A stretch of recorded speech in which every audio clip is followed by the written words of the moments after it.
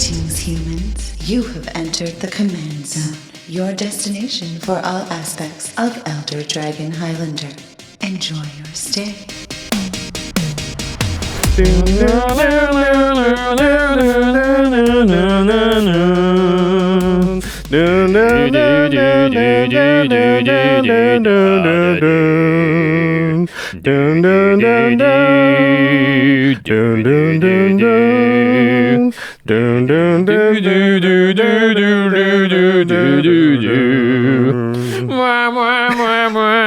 Okay, all right. What's up? How's it going, everyone? I've been saving this shirt, Jimmy. I saw when you wore it, I was like, aha, we're on New Capenna. It's perfect. And you are here watching / listening to the Command Zone podcast. I am one of your hosts today, Jimmy Wong. How's it? It's Josh Lee Kwai. Yes, New Capenna is it's here. It's almost here. I'm not sure how we define it, but everything's been revealed from the main set, which means we are free to talk about it, which means we are here for the opus. This is always the opus? For every set, this is always our sort of biggest episode, right? That or in the 99. Yeah. Because we're going to be breaking down, talking about all of the new multicolored legendary creatures from Streets of New Capenna. Yeah, and there are plenty of them. We're going to be talking about tons of different cards today. And you know what? Great time to talk about our sponsor, channelfireball.com/command, because that's the place that you're going to go during this show, after this show, before this show, to pick up the cards that you're looking forward to from Streets of New Capenna. You can pre-order new cards or order them. You can even pre-order cards from sets that are coming up, but more importantly, you can get those cards that we're going to talk about that combo off with these commanders that make these decks really exciting to play, and you're going to get a great price on them from the Channel Fireball Marketplace. You can enter code COMMAND at checkout, or just go to channelfireball.com/command. Yeah, you can get all of your draft boosters, set boosters, collectors boosters for New Capenna. It's all on the marketplace right now. The Channel Fireball Marketplace is probably the best spot there is to get sealed products specifically, just because all the vendors are LGSs. Yeah, perfect. And then, of course, once you get that stuff, you want it to be in good condition. You want it to look awesome. Ultra Pro makes the products that Jimmy and I trust our own collections to. Mm-hmm. Also, because, Magic art is just looking better than ever these days, Ultra Pro has the license agreement. So if you're going to build an Obscura deck or a Riveteers or whatever, they're going to have the playmats, the deck boxes, the sleeves, everything that either has that art or those symbols or all that stuff on it, because, they go the extra mile to really give you a way to sort of spice up your battlefield or theme it out totally. Yeah, the art from this set looks great. You can just use these playmats in so many different parts of your house, around your office, and it's going to look awesome because the art for this set looks great too. So that's a great part about Ultra Pro being a sponsor of the show. Yeah, Ultra Pro just makes everything you need to kind of make your game area look awesome, whether it's the room you're in or just your battlefield, everything. And then, of course, the final way to support all of our content is directly if you go to patreon.com/commandzone. There's a bunch of perks, one of which is that you can now shop at our store and get discounts if you're a Patreon. We have a brand new Shopify store. Yeah, we also have obviously the game nights auditions that are happening right now. If you want to pop up and appear on game nights, this is your chance. You just need to be a patron of the show, and you can totally sign up just to audition. You're gonna get tons of awesome perks. Like Josh said, some tiers get discount codes for our merch store, access to our Discord where you can talk directly with Josh and myself, and of course, we shout out one lucky patron at the beginning of each episode. So this episode is dedicated to Kaylin Singer. Kaylin, you rock. All right. Okay, let's get into the main topic here. The multicolored commanders from Streets of New Capenna. Two caveats real quick. We're not going to be talking about the legendary creatures from the Commander product. Mm-hmm. That hasn't been revealed yet. We're only talking about the main set. And also, in this set, they reskinned the Stranger Things characters like Eleven and Will and everybody. And they did like Innistrad versions of them that you can open in, I'm not sure which booster. Probably the set boosters. Yeah, I think you can get them in set boosters. I don't know if you can get them draft boosters. But whatever, you can open basically Magic MTG versions of the Stranger Things Legends with Friends Forever and the same abilities and everything, kind of like the Godzilla cards in this set. But we did an episode already, I believe it was episode 427, talking about all that stuff and breaking them down. So it wouldn't change at all because the text on those cards are the same. So if you want to, if you're excited about the Stranger Things reskins, which are cool, then you can go back to episode 427 to hear our thoughts on that. Yeah, and play the Magic versions of them instead. There you go. Okay, first thing. I should say, I should spoil something here while we're here. Oh, I know what you're going to say. I actually am playing two of the reskinned Stranger Things cards as my deck on the next episode, the Streets of New Capenna episode of Game Nights. I am playing Bjorna and Elmar. Who are? They are Lucas and Max. Max, yeah. Yeah. Pretty fun deck. It's definitely a Josh Lee Kwai type deck for sure. Yeah. It was very fun to play. I like it a lot. Okay, before we get into the cards, let's quickly break down the new mechanics that are present here on New Capenna. They're pretty exciting, actually. I like a lot of them. The first one is the Maestro mechanic. It's called Casualty, and the cards will read, as an additional cost to cast the spell, you may sacrifice a creature with power N or greater when you do copy this spell. And that power, the number of N changes. It could be 2, 3, or whatever. So it's as an additional cost. So when you're casting the spell, you can choose, I'm going to pay the casualty cost of 2, sacrifice a creature with power 2 or greater, and then you get to copy that spell, choose new targets for the copy, etc. Yeah, obviously they sort of can balance it that way. If it's a really big, expensive spell, they might make you sacrifice a larger creature. Not always, though. Depends on the rarity of the card, too. Sometimes they're like... True. Yeah. Pretty cool, though, a copying spell mechanic. All right, so the next mechanic, the Broker's mechanic, is called Shield Counters. It's kind of a fixed version of regeneration. It says, if a creature with a shield counter on it would be destroyed or dealt damage, remove the shield counter from it instead.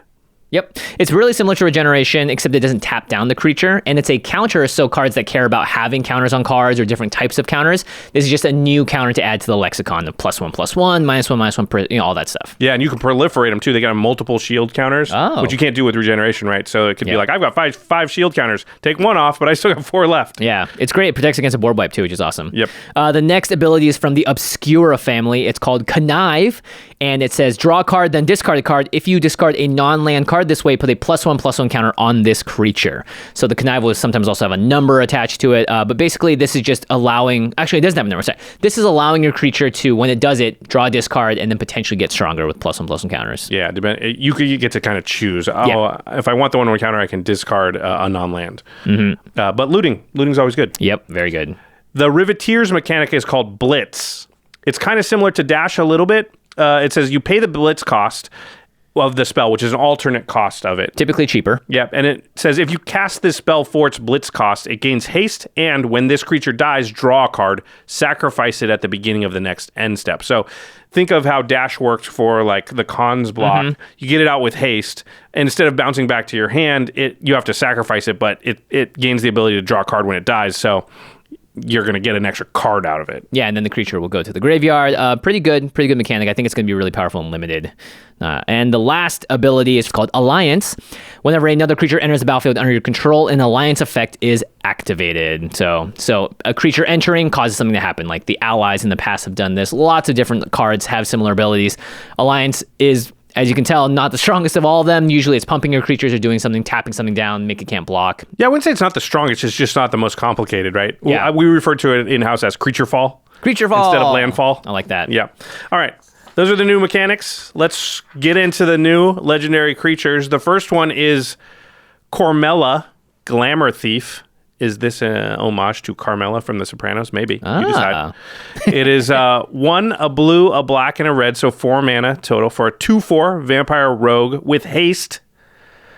You can pay 1, tap Cormela, and add Grixis, or I suppose we would call it Maestro.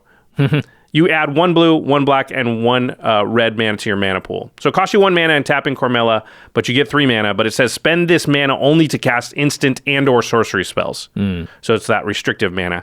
Also says when Cormela dies, return up to 1 target instant or sorcery card from your graveyard to your hand. Okay, cool. We do have death triggers now on our commanders. Cormela will hit the graveyard and then go back to the command zone if you decide to play this as your commander, and you'll get that instant or sorcery. Yeah, the fact that she has haste means that the turn you play Cormela, if you have 5 mana available to you, she kind of can give you up to a 3 mana rebate. Kind of only costs 2. Yeah, depending on if you have something to cast with it too. Yeah, if you got like Read the Bones or something, you're like, play it, tap her, immediately use the 3 mana, and you kind of got her out for 2 mana in that case, right? Because you did get a 3 mana spell with it. Yeah, having haste is really important here, but you would have to have 5, like you said, when you cast Cormela to do so. Obviously, there's a lot of potential for combos with this card. The big one is obviously you can untap her. So Kelpie Guy! Woo! A fellow alchemist, Chakram Receiver. I really like Chakram Retriever. Yeah, that one's great. So this is 4 in the blue for a 2/4. It's a creature elemental hound that has a partner ability with a Chakram Slinger, but the main ability is whenever you cast a spell during your turn, untap target creature. And look, Carmela's trying to cast spells. Yeah, she's going to cast a spell with using the mana she tapped for, and that's going to untap her, which is great. They did something smart here, which it costs a mana to activate her, and her own mana that she produces cannot activate her own ability because you can only use it on instants or sorceries. Yeah. So she doesn't ever really go infinite with herself in the way with like Pemin's Aura or something like that because she can't use her mana for those types of things. Yeah. Which I think is nice. It's a sort of makes it a little bit harder. Not that you can't do infinity things, which we'll talk about in a second, but it keeps things like Chakram Retriever from being like oppressively powerful with it. Yeah, so a lot of cards in Magic's history allow you to bring a creature back to the battlefield after it dies. So Demonic Gifts is a 1 in the black version. It grants an ability to a creature, it gives it a plus bonus, and then it says when it dies, this turn return to the battlefield under its owner's control. So Black has like a ton of these. Yeah, some of them, however, if they cost like 1 black mana, usually return to the battlefield tapped. Which so you don't want because you Yeah. want Cormela to tap for the mana, right? Unless you have like an Amulet of Vigor or something. But Yeah. you can use that 2 mana to have Cormela target Cormela, then you sacrifice her to one of the altars. When she dies, it sees the spell that you cast. You're going to get that back, and then because it costs 2 mana, you're going to be able to basically float extra mana each time and reuse the ability of the blue and black and red. In this case, you can choose to have infinite blue, infinite red. Well, I think we skipped a step here. Don't forget that Cormela, when she dies, return 1 target instant or sorcery card from your graveyard to your hand. So what you do is you cast Demonic Gifts on her. That goes to the graveyard. You tap Cormela for mana. You sacrifice her to Ashnod's Altar. That's her dying. You say, I'll bring Demonic Gifts back to my hand. Demonic Gifts trigger happens. Carmela also returns to the battlefield untapped with haste. And you've got that 1 extra mana floating from Cormela and 1 extra mana floating from your altar, maybe 2. Yep, depending on Phyrexian or Ashnod's. Yeah. Yeah, you use the Ashnod's Altar mana to tap Cormela again, cast Demonic Gifts again, sacrifice her to Ashnod's Altar or Phyrexian Altar again. And what you'll end up with, depending on which of these things you're doing, is a bunch of mana of either red or blue that, like infinite mana, red or blue, that you can only use for instants or sorceries. Yep. Or infinite that plus infinite colorless that you can use for anything. If you use Ashnod's Altar, yeah. Yeah, exactly. So it is an infinite loop, but it's a little bit restrictive. But that's not too hard to assemble because Demonic Gifts is a stand-in for. There's 3, 4, 5, 6 cards that do that. Mm-hmm. Yeah, and if you have the Amulet of Vigor out, then that card pool grows even bigger. So there's... And I want to say also, like, you might have another card out that just makes it so that you don't even care if you're going infinite mana. That's infinite Cormela's entering the battlefield. Oh, right, yeah. So Blood Artist, Zulaport, Perforos, all in the colors, right? So you could easily, Impact Tremors even will do it. Yeah. So you could easily just set up a thing where it's like, it doesn't matter if I'm making infinite mana, it's just infinite Cormela's coming out will win that game. Yeah, or you can make someone draw their whole deck with a draw spell, extra spell, whatever it is. There's lots of things to do there. So Cormela, because again has haste on it, I think is the most important part, and able to give her the ability to go over and over and over again. Yeah, if it didn't have haste, it would be a total, like, you can't really do anything. But you're also in the colors of red that those are haste granting colors. So I think Cormela is asking to be Spell Slinger broken in a lot of different ways. Otherwise, I don't think it's that interesting to me personally as a commander.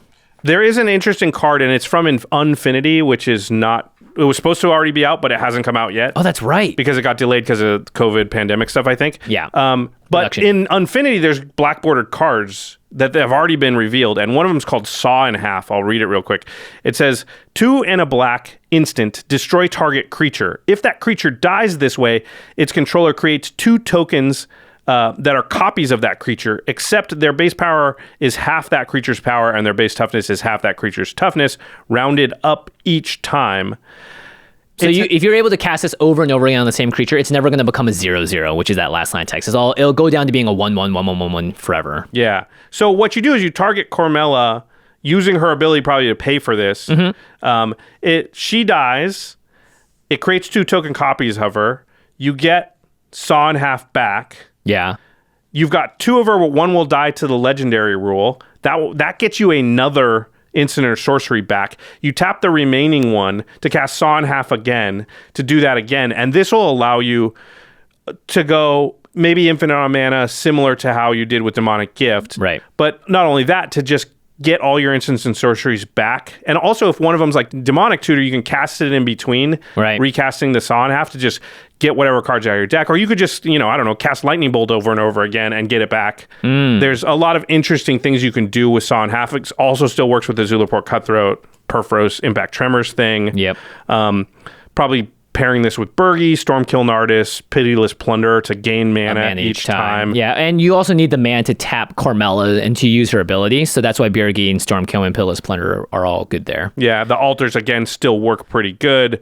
Saw in Half just seems like a pretty powerful card in general and going to be really good with Cormela just because of her ability to get it back out of the yard when she dies, and the fact that it kills her when you cast it because you create that legendary copy. Son have pretty interesting card because it gives 2 copies, and with the legendary effect, you're still going to get the ETB abilities of Cormela, not Cormela, of a thing like Lord Xander, for instance. Yeah. So I could see this card actually being targeted on your own stuff quite often. Yeah, I think for sure that's what it's mostly going to be used for. Yeah. And then once you have infinite mana, you just start using Sonhaf and Cormela to get, the wind spells over and over. A lot of this stuff will also work with, or kind of work in different ways with Twin Flame. Oh, yeah. Which allows you to sort of make a copy of Cormela or multiple copies of Cormela that will die to the legendary rule, but because it's dying and getting things back from your yard, you can kind of get into similar loops. Yep.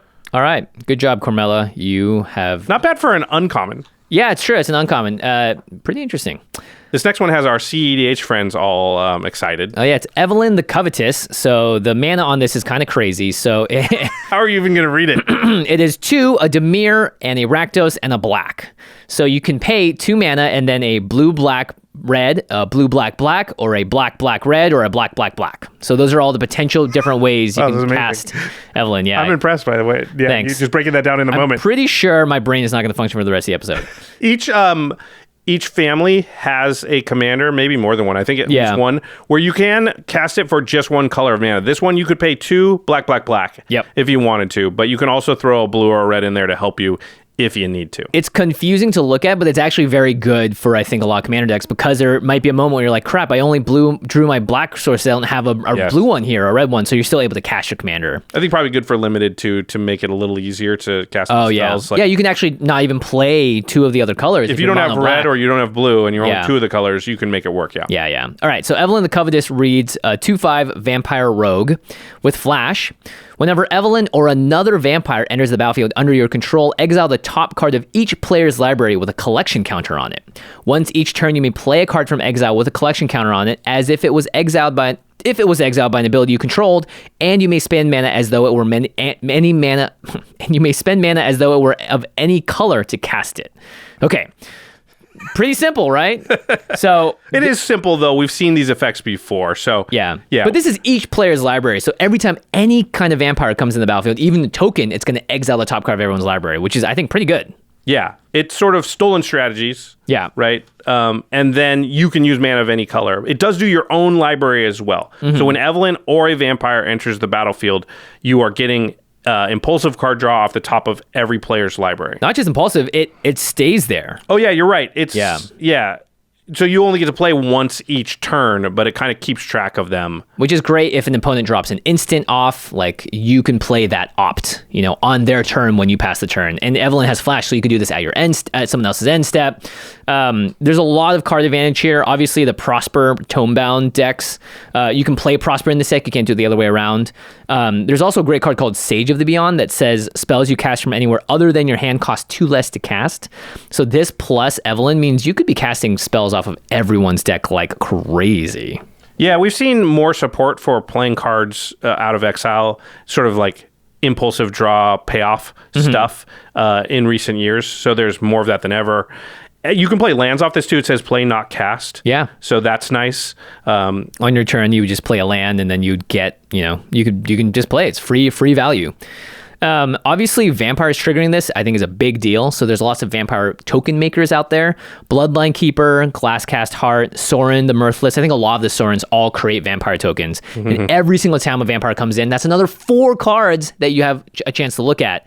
That's big game. That's essentially drawing 4 cards. Now, you can't play this in Edgar. Nope. You can't play Edgar in this, which may cause some people sadness, but I think that's probably for the best. Yeah, I don't want Edgar. I don't want to see Edgar more. Interestingly, Evelyn says once each turn, like you alluded to, you may play a card from exile with a collection counter on it. And so I think you're going to really want Vidalcan Ori, Leyline of Anticipation, Hypersonic Dragon lets you play sorcery spells with a Flash, Shimmermere maybe lets you play artifact spells as though they had Flash, because this will allow you to get maximum value. You get to not just on your turn, because you can't cast 2 spells that you've got collection counters on, but what you can do is play 1 on your turn, 1 on Jimmy's turn, 1 on Mel's turn, 1 on Megan's turn, and you'll need a lot of mana to do something like that, but even just 2 is a lot more than 1, right? Mm-hmm. Yeah. I mean, I think Evelyn has the chance to be just dropping spells off everyone's deck constantly. And even if Evelyn's the only one triggering this, it's still not bad. You could use cards like Ghostly Flicker and Dualcaster Mage to cast Evelyn over and over and over, or have Evelyn enter the battlefield over and over and over again, and then you can mill everyone else out that way.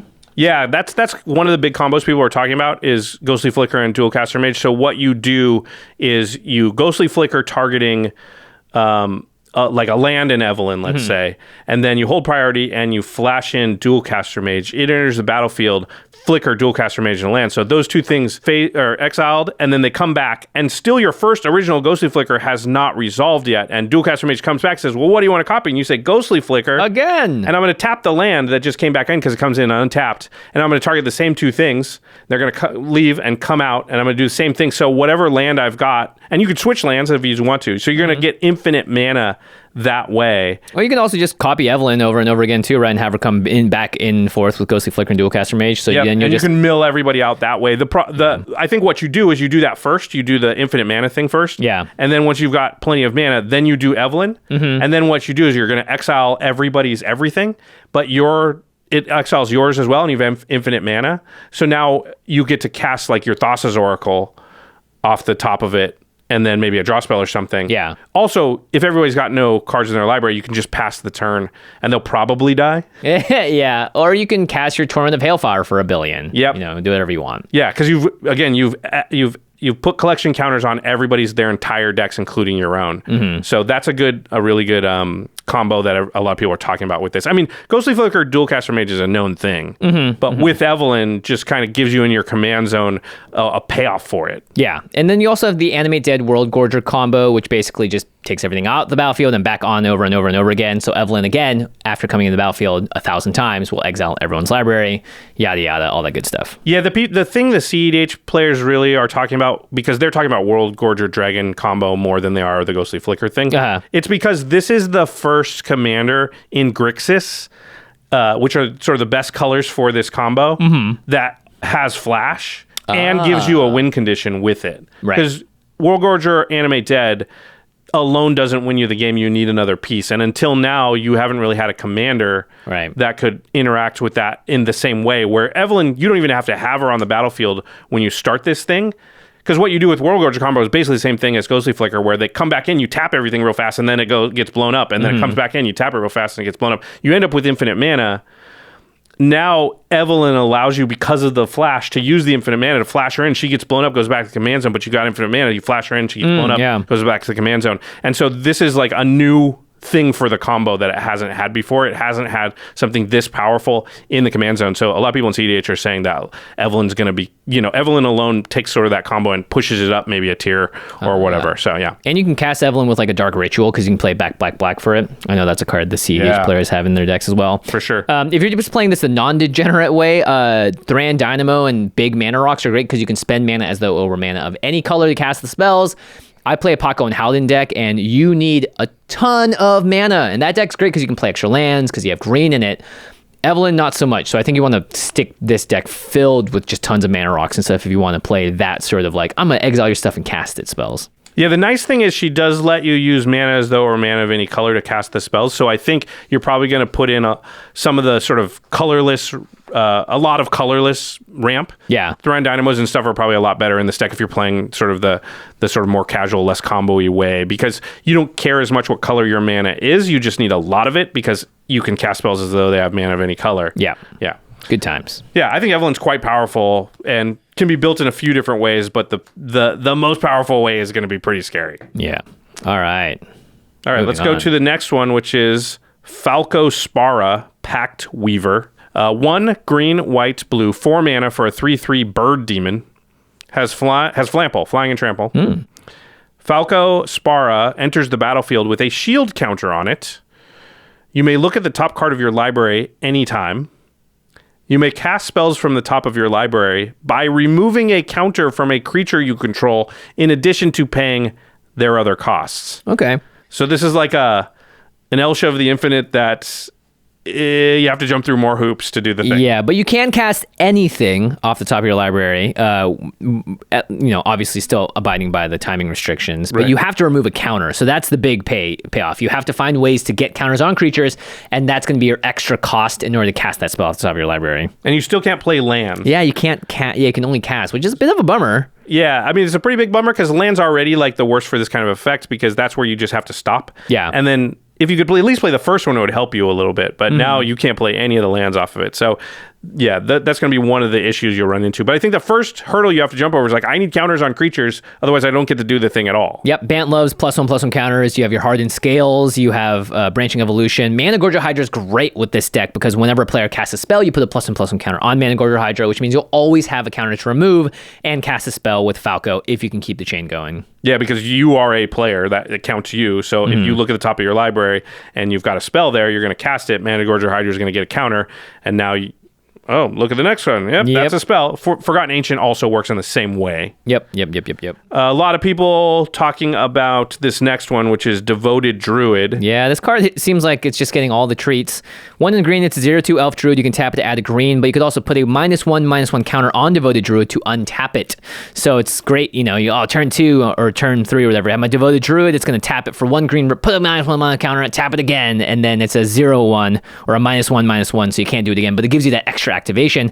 However, that -1/-1 counter goes away with Falco Spara's ability. Yeah, so especially with, like Sensei's Divining Top or something like that, where you can guarantee putting things there, you could go, quote unquote, infinite with Devoted Druid. I mean, eventually you'll draw your entire deck there or cast everything or whatever. Yeah. But you'll have the ability to, use Devoted Druid as much as you want to put, just because it guarantees, like, you can always put a -1 counter on it, unless it'll kill it. Yep. But just put the 1, take it off, put the 1, take it off. Yeah. Great card in the deck. Give you lots of mana. All the other counters you can take off, the Persist -1/-1 counter on Glendalindra Archmage. Oh boy.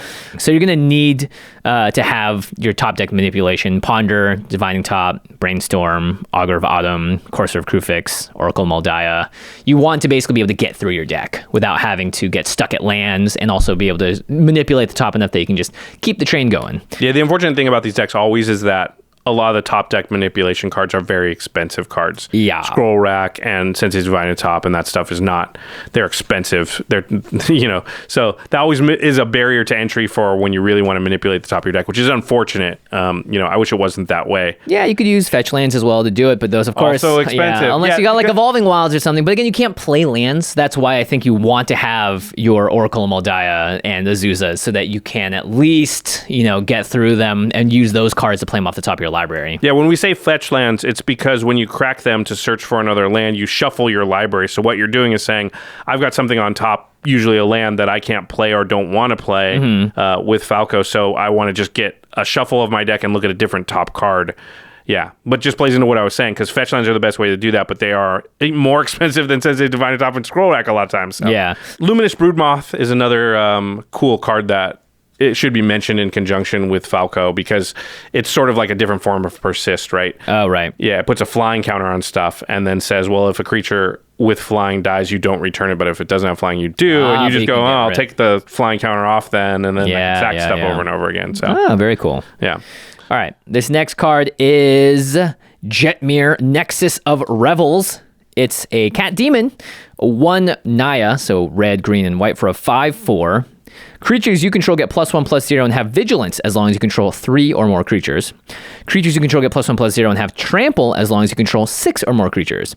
Creatures you control also get +1/+0 and have Double Strike as long as you control 9 or more creatures. All right. So this, I like somebody wrote down, was this you? The Great Catsby. Yeah, well, the internet wrote it down first. It was the internet. Yeah, but it is definitely the Great Catsby for sure. Yeah. This is great, though. This is definitely a very, I think, on its face, straightforward deck, knows exactly what it's wanting to do. Great deck for, I think, people that are just getting into the format, maybe, or want to build like a creature go wide deck, maybe a cat or a dog themed deck, because Jetmir is a cat demon. Yeah, Naya tokens is sort of a known archetype. It's a known quantity. I like to think about, like, when you read a commander, what does it want you to do? What is it telling you to do?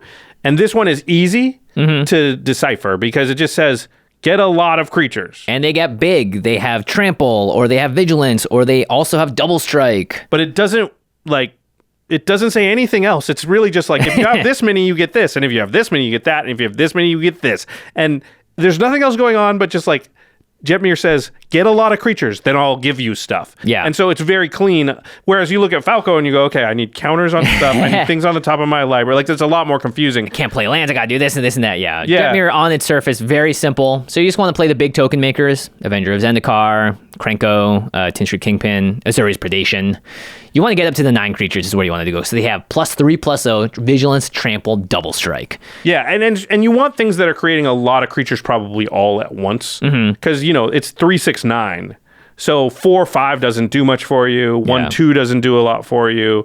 So you're just trying to play the big ones. And then, of course, you're going to want the token doublers. Yep. Oh, no, and in Procession, Parallel Lives, you got your Cathar's Crusade type cards in this deck. All the normal token cards we always talk about. Secure the Wastes. And then you want to protect. I mean, this is the deck of all of them to play Akroma's Will, Flawless Maneuver, Heroic Intervention. Yeah, that's the problem with all token decks, right? One board wipe, a lot of times it feels like you can't win. So when building or playing this deck, just remember to protect yourself at all times. Make sure you have protection in hand before you kind of go for it. Because people are going to...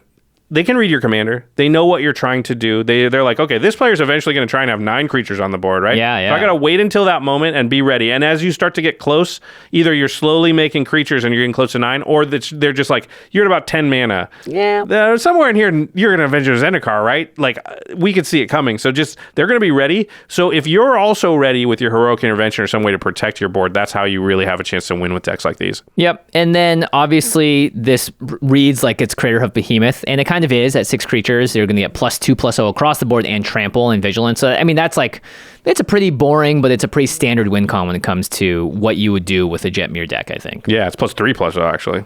Yeah, at 9 creatures, yeah.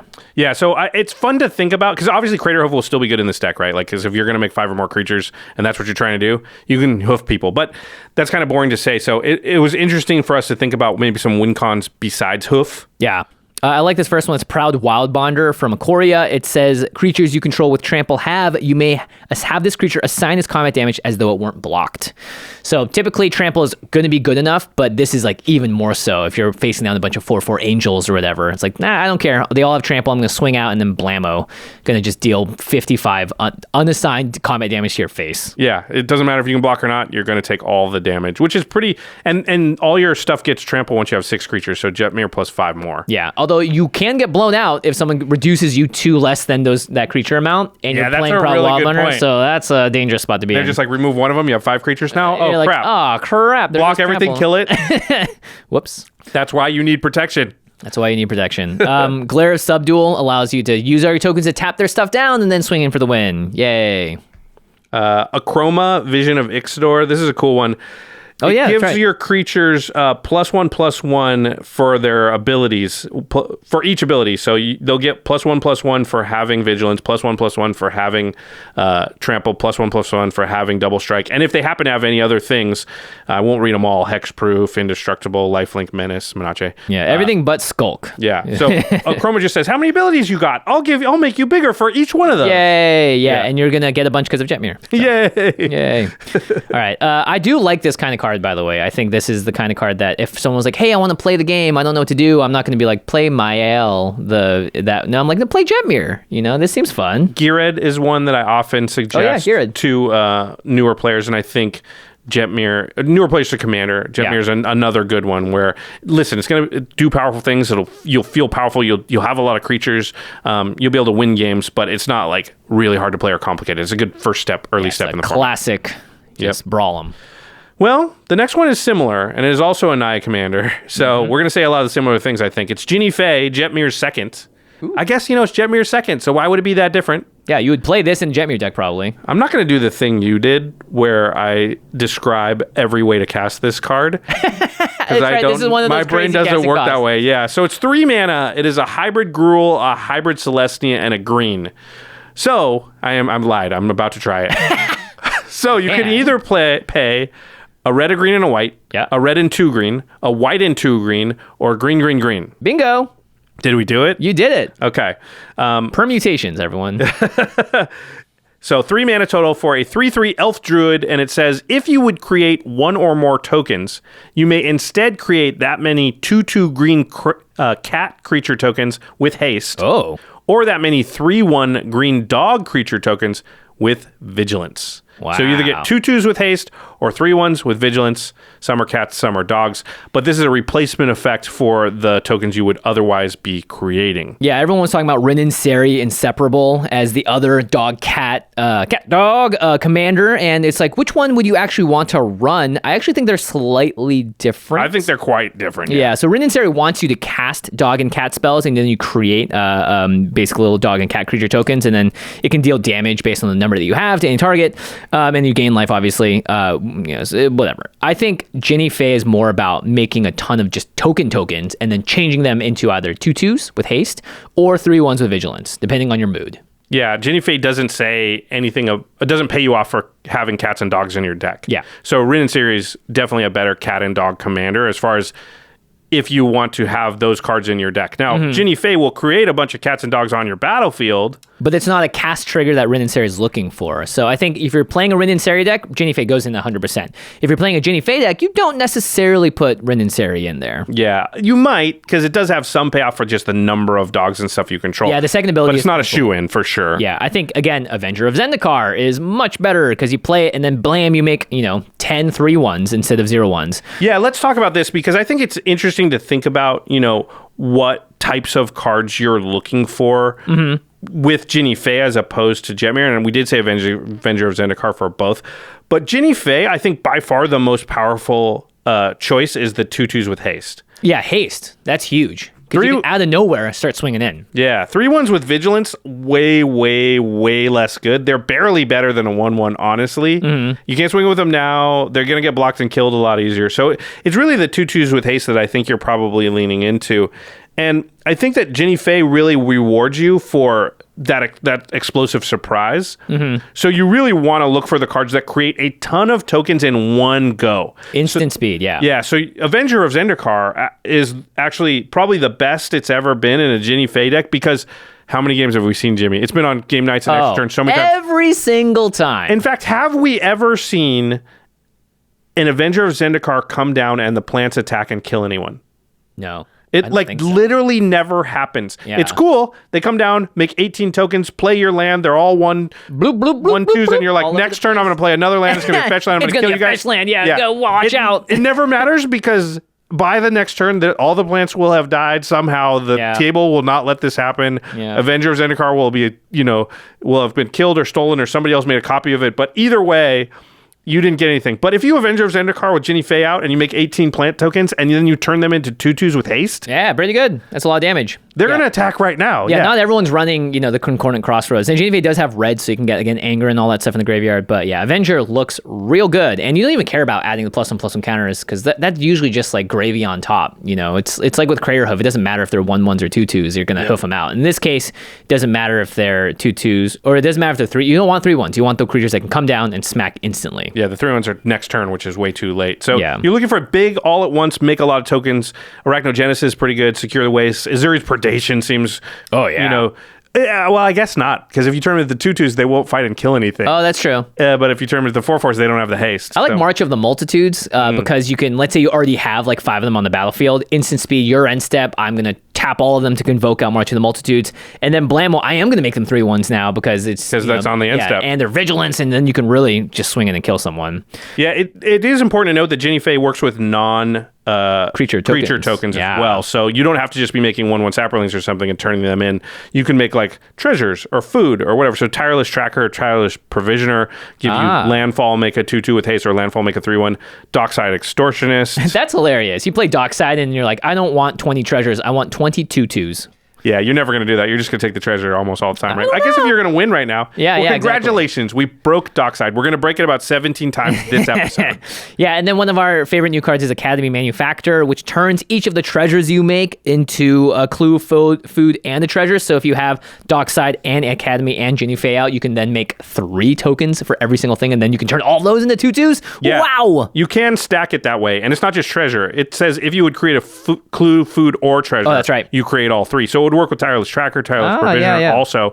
every time, a land entered, you get 3 things. And you can stack it so that you go, okay, I was going to make a food, but Academy Manufacturer says, nope, make treasure, food, and clue. And then Jinnie Fay says, nope, make those all 2/2s with haste. Yeah. So you get 3 2/2s with haste instead of your 1 treasure or It's whatever. a May ability on Jinnie, so if you wanted to just get the treasures from Dockside, you could as well. Yeah, I think this deck probably, like a good version of this deck, is going to be like early ramp, a lot of like removal, and what you're trying to do is just keep the board under control until you have enough mana to go one of your big spells that says Secure the Waste, March of the Multitudes, Avenger of Zendikar, that basically says make a ton of tokens all at once. And up till then, you've just been like keeping everybody else under control, because I don't think it's going to be one of these decks that's like, make 2 or 3 tokens here, 2 or 3 there. Yeah, that doesn't seem as powerful because it's not taking advantage of the haste as much. Yeah. So these removal spells that make tokens are going to be really good. Artifact Mutation, Aura Mutation, Pest Infestation seems quite good. Yeah. So you're going to just be removing stuff, making tokens, holding everything at bay, and then going, blam, Avenger of Zendikar, but they're 2/2 cats with haste. You're dead now. Yay. Good job, Jinnie Fay. I like it better than Jetmir. I do too. They're different, but they're very similar. There's more choices with Jinnie. With Jetmir, it's like they all have the thing. With Jinnie, it's like, do I want dogs or cats? Or do I want the tokens that I was going to originally create? But you want the cats, unlike real life. Oh, shots fired. You want the cats like 85% of the time, right? Yeah, in having a dog and a cat, my dog's kind of a wuss, but he more bark than bite, and my cat definitely more claw than, so I think my cat would be a 3/1. Oh, wow. Because my cat's a scaredy cat, but my dog will stand his ground, so he feels like a 2/2, All right. I only have a dog.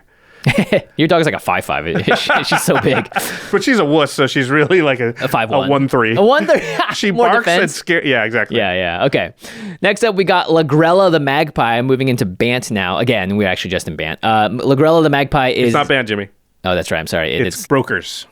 It's just a green, a white, and a blue. No crazy mana cost here. It's an uncommon. It's a 2/3, and when Lagrella enters the battlefield, exile any number of other target creatures controlled by different players until Lagrella leaves the battlefield. When an exiled card enters the battlefield under your control this way, put 2+1/+1 counters on it. So, confusing text, you play Lagrella, you look around the board, you can Grasp of Fate, basically. You can say, I choose one creature on each of my opponent's boards and one on mine, and they get exiled under Lagrella. She's kind of an Oblivion Ring or a Banisher Priest. Yeah, and when Lagrella leaves, those cards all come back. However, if the card comes back under your control, it gets an additional 2+1/+1 counters on it. I kind of like this card a lot. I actually might build this deck because it's got this interesting sort of policing effect to it, where you can use Ghostly Flicker, Ephemerate, a lot of those types of spells to flicker it out and bring it back in. And let's say it's instant speed, right? So you can choose, hey, these cards are a problem right now, but in 5 turns, you're going to play another creature that's more of a problem. In 1 turn, yeah. Yeah, so I'm going to flicker Lagrella, change the targets up. My creature I flickered comes back and gets bigger than ever. And so, you're in Bant, so you have all of the Simic +1/+1 counter cards like Rolesk, Azuri, Tanazir Quandrix, Varl of the Hulklade. So you can kind of like do like a cool thing where I think you're kind of like playing games. You can even be like, hey, look, if I'll bring back your Grave Titan if you promise to use it on that person, or if you're Seems dangerous. Ravenous Chupacabra, Yeah. I'll bring it back right now. I'll do it again. You can get rid of these 2 creatures, so you can kind of play the political game too. Yeah, I think it's very powerful to be able to sort of Grasp of Fate, we're going to call it, but it is only for creatures. That many things all at once. I mean, if you think of Lagrella as a removal spell for 3 of your opponent's things that sits in your command zone, 3 of their creatures, but they're playing commander, so at the very least they've got a creature they care about. Yeah, that seems very powerful. And then I like the flicker stuff, because imagine you do this early in the game, you get rid of some stuff, later they play something more scary and they go to attack you with it, and you're like, okay, flicker my Lagrella, you get back the other thing, I'll exile the thing that's attacking me now. Yeah. And if it's a token, it's gone forever. Yeah. There is a risk, obviously. A lot of creatures have ETBs in Commander, so sometimes you're just giving them another Avenger of Zendikar trigger or whatever it is. I mean, yeah, that's a good point. But you probably don't, knowing your strategy, maybe you don't use this on the Avenger of Zendikar, you use it on the tokens. Yeah. And you flicker a bunch of times, try and remove all the tokens rather than the Avenger. Yep. There's a bunch of flicker payoffs these days too. We have written down, so like Soul Herder, every time you flicker a creature, you get to put a +1/+1 counter on it. Yeah.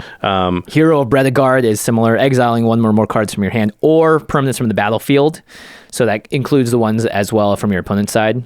So you could put that stuff in. And then there's actually a bunch of stuff that'll make it so that your opponent's creatures just don't return from exile. Yeah. Containment Priest. If a non-token creature would enter the battlefield and it wasn't, cast exile it instead. That counts your creature as well for Lagrella. But it's a way, because Lagrella will go back to your command zone in that case. It's a way for you to be like, okay, flicker Lagrella with Containment Priest out. None of that stuff comes back. It just gets exiled forever. And I can still recast my commander. Yep. Yeah, it's cool. It's permanent exile. Yep. Gather specimens. Oh, yeah. Yeah. And this one's only for your opponent. So this one is actually really good with Lagrella. It's 3 blue for an instant. If a creature would come into play under an opponent's control this turn, it comes into play under your control instead. So it doesn't, well, I guess it wouldn't matter. It would come under your control if it did count your own. Yeah. But yeah, you go boom, flicker Lagrella, cast gather specimens, and now I just get to keep all this stuff that and they get +1/+1 counters because they are under the battlefield under your control. Yeah, so they get bigger. Wow, I didn't even think of that. Yeah. Mystic Reflection as well is another way. You can choose target non-legendary creature. The next time one or more creatures or planeswalkers enter the battlefield, they enter as copies of the chosen creature. So you can be like, cool, I'm going to flicker Lagrella, and then now the things that are coming back are all going to come in as poopy things. Oh, that's interesting. Yeah, I can choose, like it becomes a 1/1 human. Right. Everything coming back becomes that soldier token. Yeah, over there. and it's like, darn, oh, cool. And that's another sort of like pseudo removal kind of thing. Pretty good removal, yeah. I like Slash the Ranks too. 3 white, destroy all creatures and planeswalkers except for commanders. Lagrella might be getting rid of their commanders. So Lagrella stays alive, everything else dies. Kind of cool. That's cool. Emil the Blessed also is just another card that can flicker a bunch, and then you get +1/+1 counters and stuff on it when it comes back. Yeah, fun stuff. If you're playing Mirror Box, Mirror Gallery, Sakashima, you can make a bunch of Lagrellas, which is kind of interesting if you want to like clone it and stuff. I like this though. This is really, I think, maybe the more powerful place to take it. Oh, before we go there, I do like the Mirror Box, Mirror Gallery clone strategy quite a bit, and I think you can do interesting things once you have 2 or 3 Lagrellas by targeting the other Lagrellas. Oh, right. And then they'll leave, and then they'll come back, and they'll leave, and they'll come back, and you might be able to get into loops where like you can have creatures. You can like loop and enter the battlefield effect like a million times. I see, yeah. If you have a creature that comes in and maybe bounces one of them or flickers it. Well, Lagrella, targeting a Lagrella means that Lagrella is going to go away and bring back whatever was under that Lagrella. And if that was another Lagrella, it can target the first Lagrella, and then that's going to go away and bring back the second one, which will take away the third one, which will bring back the second one. And you can probably get in these weird loops. And if in there you have, I don't know, something that pays you off for that seems interesting anyway. Yeah, I don't know where it ends. People might just stare at you and go, what are you doing? Please stop. Hurry up. But there's some wording, and we know this from Grasp of Fate, and I'm pretty sure this works because of it. Yeah. When cards from an effect like this come back into play, they come back under their owner's control. Yep. So this allows you with Lagrella to do some crazy things with like Gilded Drake, right? Mm-hmm. So you go Gilded Drake, I play it, it enters the battlefield. This is an expensive card, I know. There are other cards sort of similar, which we'll talk about in a second, but I'll just use Gilded Drake as an example. Wow. Gilded Drake comes in and you go, Mel, sorry, but I'm going to give you this Gilded Drake in exchange for your best creature. Boom. And then you play Lagrella and you say, I'm going to target your Gilded Drake over there and 2 other creatures. And then when I flicker her, Gilded Drake comes back under my control because I'm the owner, even though I took it from Mel originally. Yeah. And there's a bunch of cards where this could work really well for, like Perplexing Chimera. Oh, gosh. Now you can just steal their spells and then give them a Chimera and then you get the Chimera back, yeah. Yeah. Now, those instant speed flicker spells, too. Lagrella leaves, you get the Gilded Drake back, it comes back, you give the Gilded Drake to someone else, and you just keep going. Speed. Yeah, oh my gosh. There's also like Daring Thief, which is inspired, which means when it untaps, you can exchange control of 2 target non-land, of target non-land permanent you control with the target permanent and opponent controls that shares a card type with it, so 2 creatures. Mm-hmm. So that means you don't even have to give them Daring Thief. You give them another one of your creatures, you take one of their creatures, then you Lagrella back your creature and keep theirs. So you just got both. Puka's Mischief allows you to kind of do this every single turn. Mm-hmm. Spawn Broker, similar to Daring Thief. I think that could be an interesting way. And as soon as I was like, oh, Gilded Drake and this stuff, I was like, I might want to build this deck too. Yeah, it's interesting. I've always wanted to have like a fun flicker deck that isn't just Brago. So. Yeah, that isn't just like, it's flicker value, but not ETB value. You might have some of that in there, but that's not the main thing that it's maybe doing, which it sounds kind of interesting. Yeah, definitely. This is another uncommon, so kind of an... Yeah, I do like seeing, and they started doing this, I think, a lot more with like Dominaria, right? Or, around that time. Yeah. War of the Spark. Oh, no, those are the Planeswalkers. Okay, cool. We got lots of cards to talk about, we have the commander that I think is probably the most contentious, right? The most chatter online. People are kind of mad. Some people calling for it to be banned. I think it's great. All right, but we're going to talk about it in just a minute, though. You gotta wait around through our sponsorship message. We'll be right back. Okay, it's time for the return of Cool Jimmy. What's up, party people? Guess who's back? Wait, is that? Yeah, you know the dealio. Cool Josh? Oh yeah, this Into the AM shirt's pretty cool. I just wear it because it's comfortable and I like the design. Wow, so effortlessly cool. And it's as soft as it looks. Teach me the ways, Cool Josh. How can I be like you? It's easy. Into the AM has tons of awesome t-shirt designs, along with well-made basics like hoodies, joggers, and more. Everything is comfortable and eye-catching, so you're gonna feel great whether you're playing Magic or just relaxing at home. They have super fast shipping and hassle-free returns. Plus, right now, they've got a bundle where you can get 3 graphic tees for just $60. But actually, Jimmy, I have an extra here if you want to try it. Oh, I'd be honored.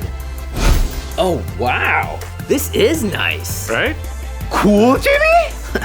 That's more like it. To take advantage of Into the AM's bundle deal and get an additional 10% off the whole store, visit intotheam.com/command or click the link in the description. That's 10% off the most comfortable shirts you'll ever wear at intotheam.com/command. This podcast is sponsored by BetterHelp Online Therapy. Oh, sorry, you scared me. I thought you were an apparition from the future. I'm Aerith, Tormented Prophet. Thanks to my prophetic dreams, I'm constantly bombarded with visions of doom and destruction, which is frankly pretty stressful. And you don't have to be a prophet to feel worried about the future. I mean, have you seen the news recently? Or spent any time on Twitter?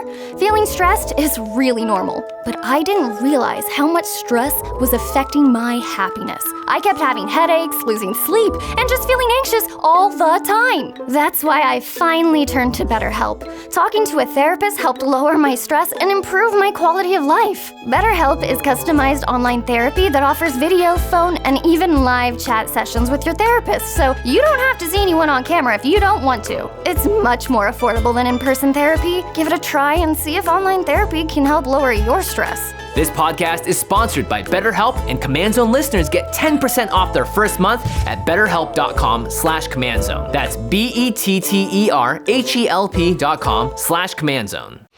Whoa, easy there, buddy. Hey guys, it's me, Tatsunari Toad Rider. Now, I love bouncing around on my toad friend Kami, but I'll say this, the ride is far from smooth. That's why, when I want some bops while we hops, I use my Raycon wireless earbuds. Whether I'm listening to frog and roll music or a riveting historical podcast, Raycons deliver top-tier audio quality at just half the price of other premium brands. And no matter how choppy the hoppin' gets, my Raycons never fall out thanks to their optimized gel tips for that perfect in-ear fit. Plus, with their super sleek design, the everyday earbuds look, feel, and sound better than ever. They truly are a croak of genius. And don't worry, with Raycon's 8 hours of playtime and 32-hour battery life, my froggy friend can frolic to their heart's content, and I'll be listening all the while. Turns out Raycons really are the total package.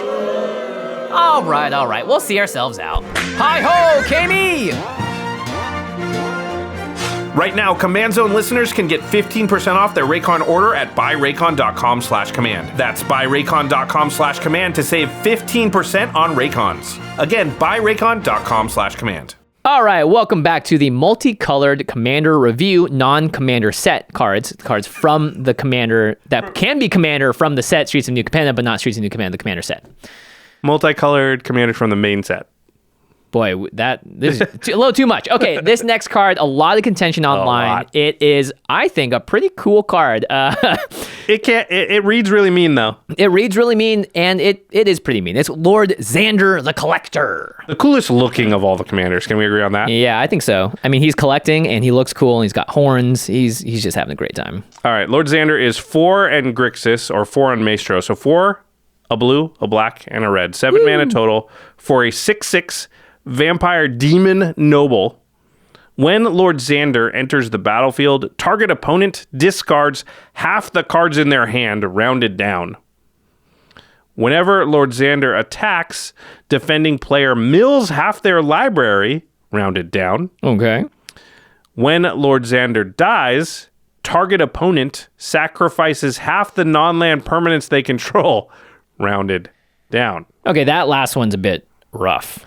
Oh, that one's brutal. You just pick one person and they ain't going to win the game probably. Yeah. Right? Maybe if they're a Half spell their non-land permanents? Wow. Yeah, at least it's non-lands, but geez. I mean, it better be non-lands. Oh my gosh. So it's ETB, half the cards in one player's hand, one opponent. Mm-hmm.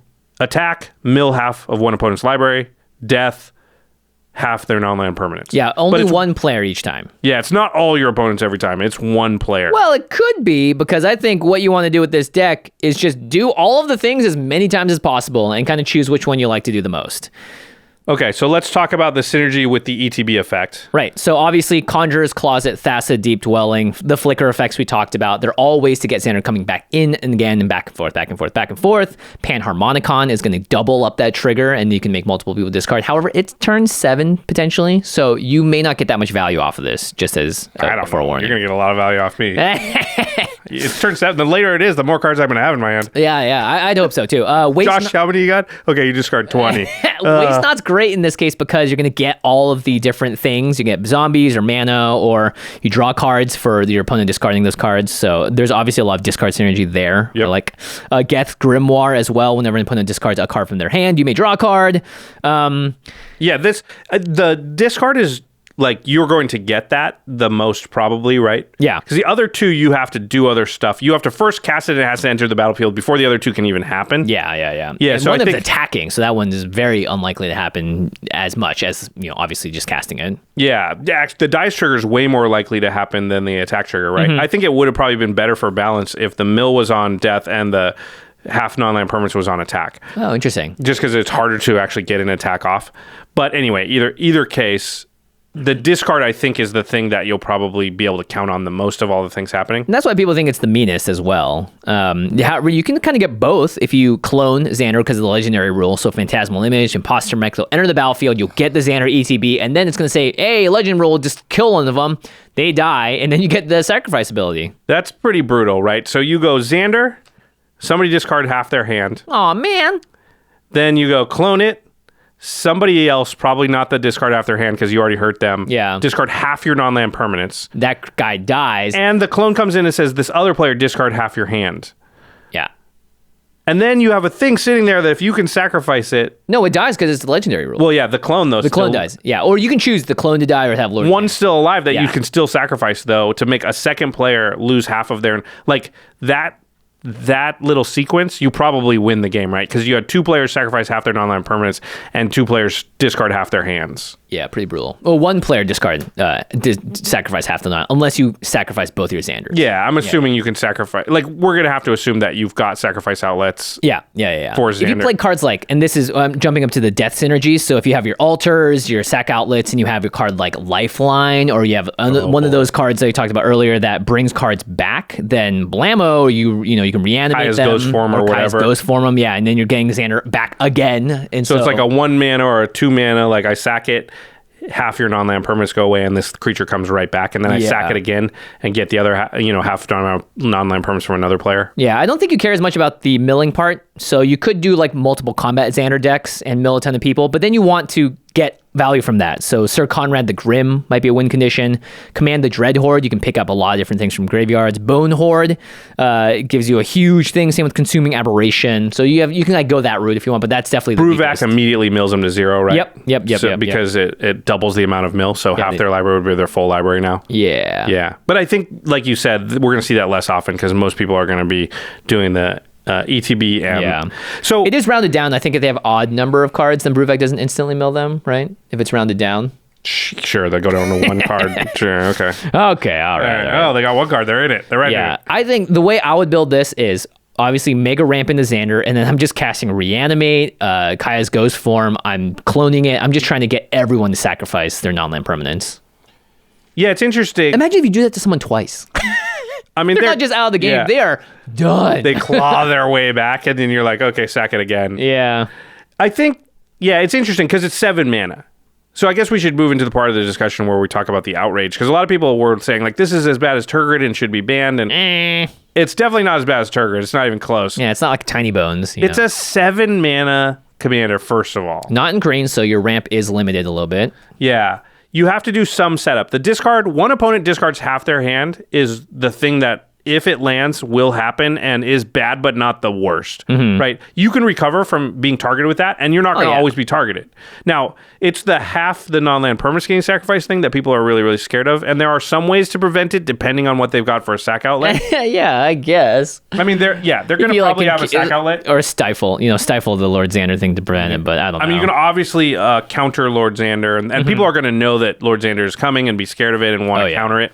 I think the most likely scenario if you build this and play this deck is it'll be frustrating to play because you'll be like, we're going to hear a lot of people whining like, my Lord Xander deck's not that mean, but they never let me do the thing. And blah, blah. Sorry, they can read it in the command Bucko. zone. Yeah, it says it right there on the card. So don't. I think this is a card that you only get to play in the play groups that don't care about the last ability.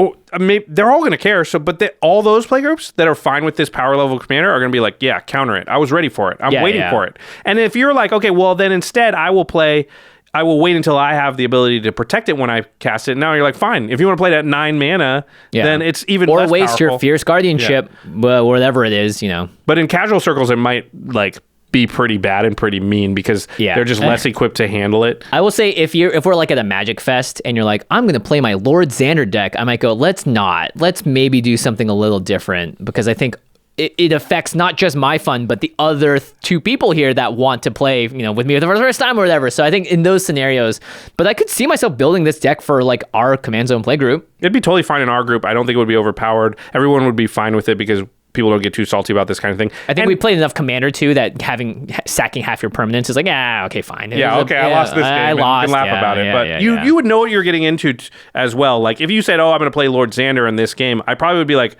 okay, let me choose a slightly different deck, just one that has some removal or at least the ability to interact with what you're going to do. I'm not going to play my Jetmir token deck. Well, maybe you do because look, you're still ending up with like 50 creatures after maybe. I don't know.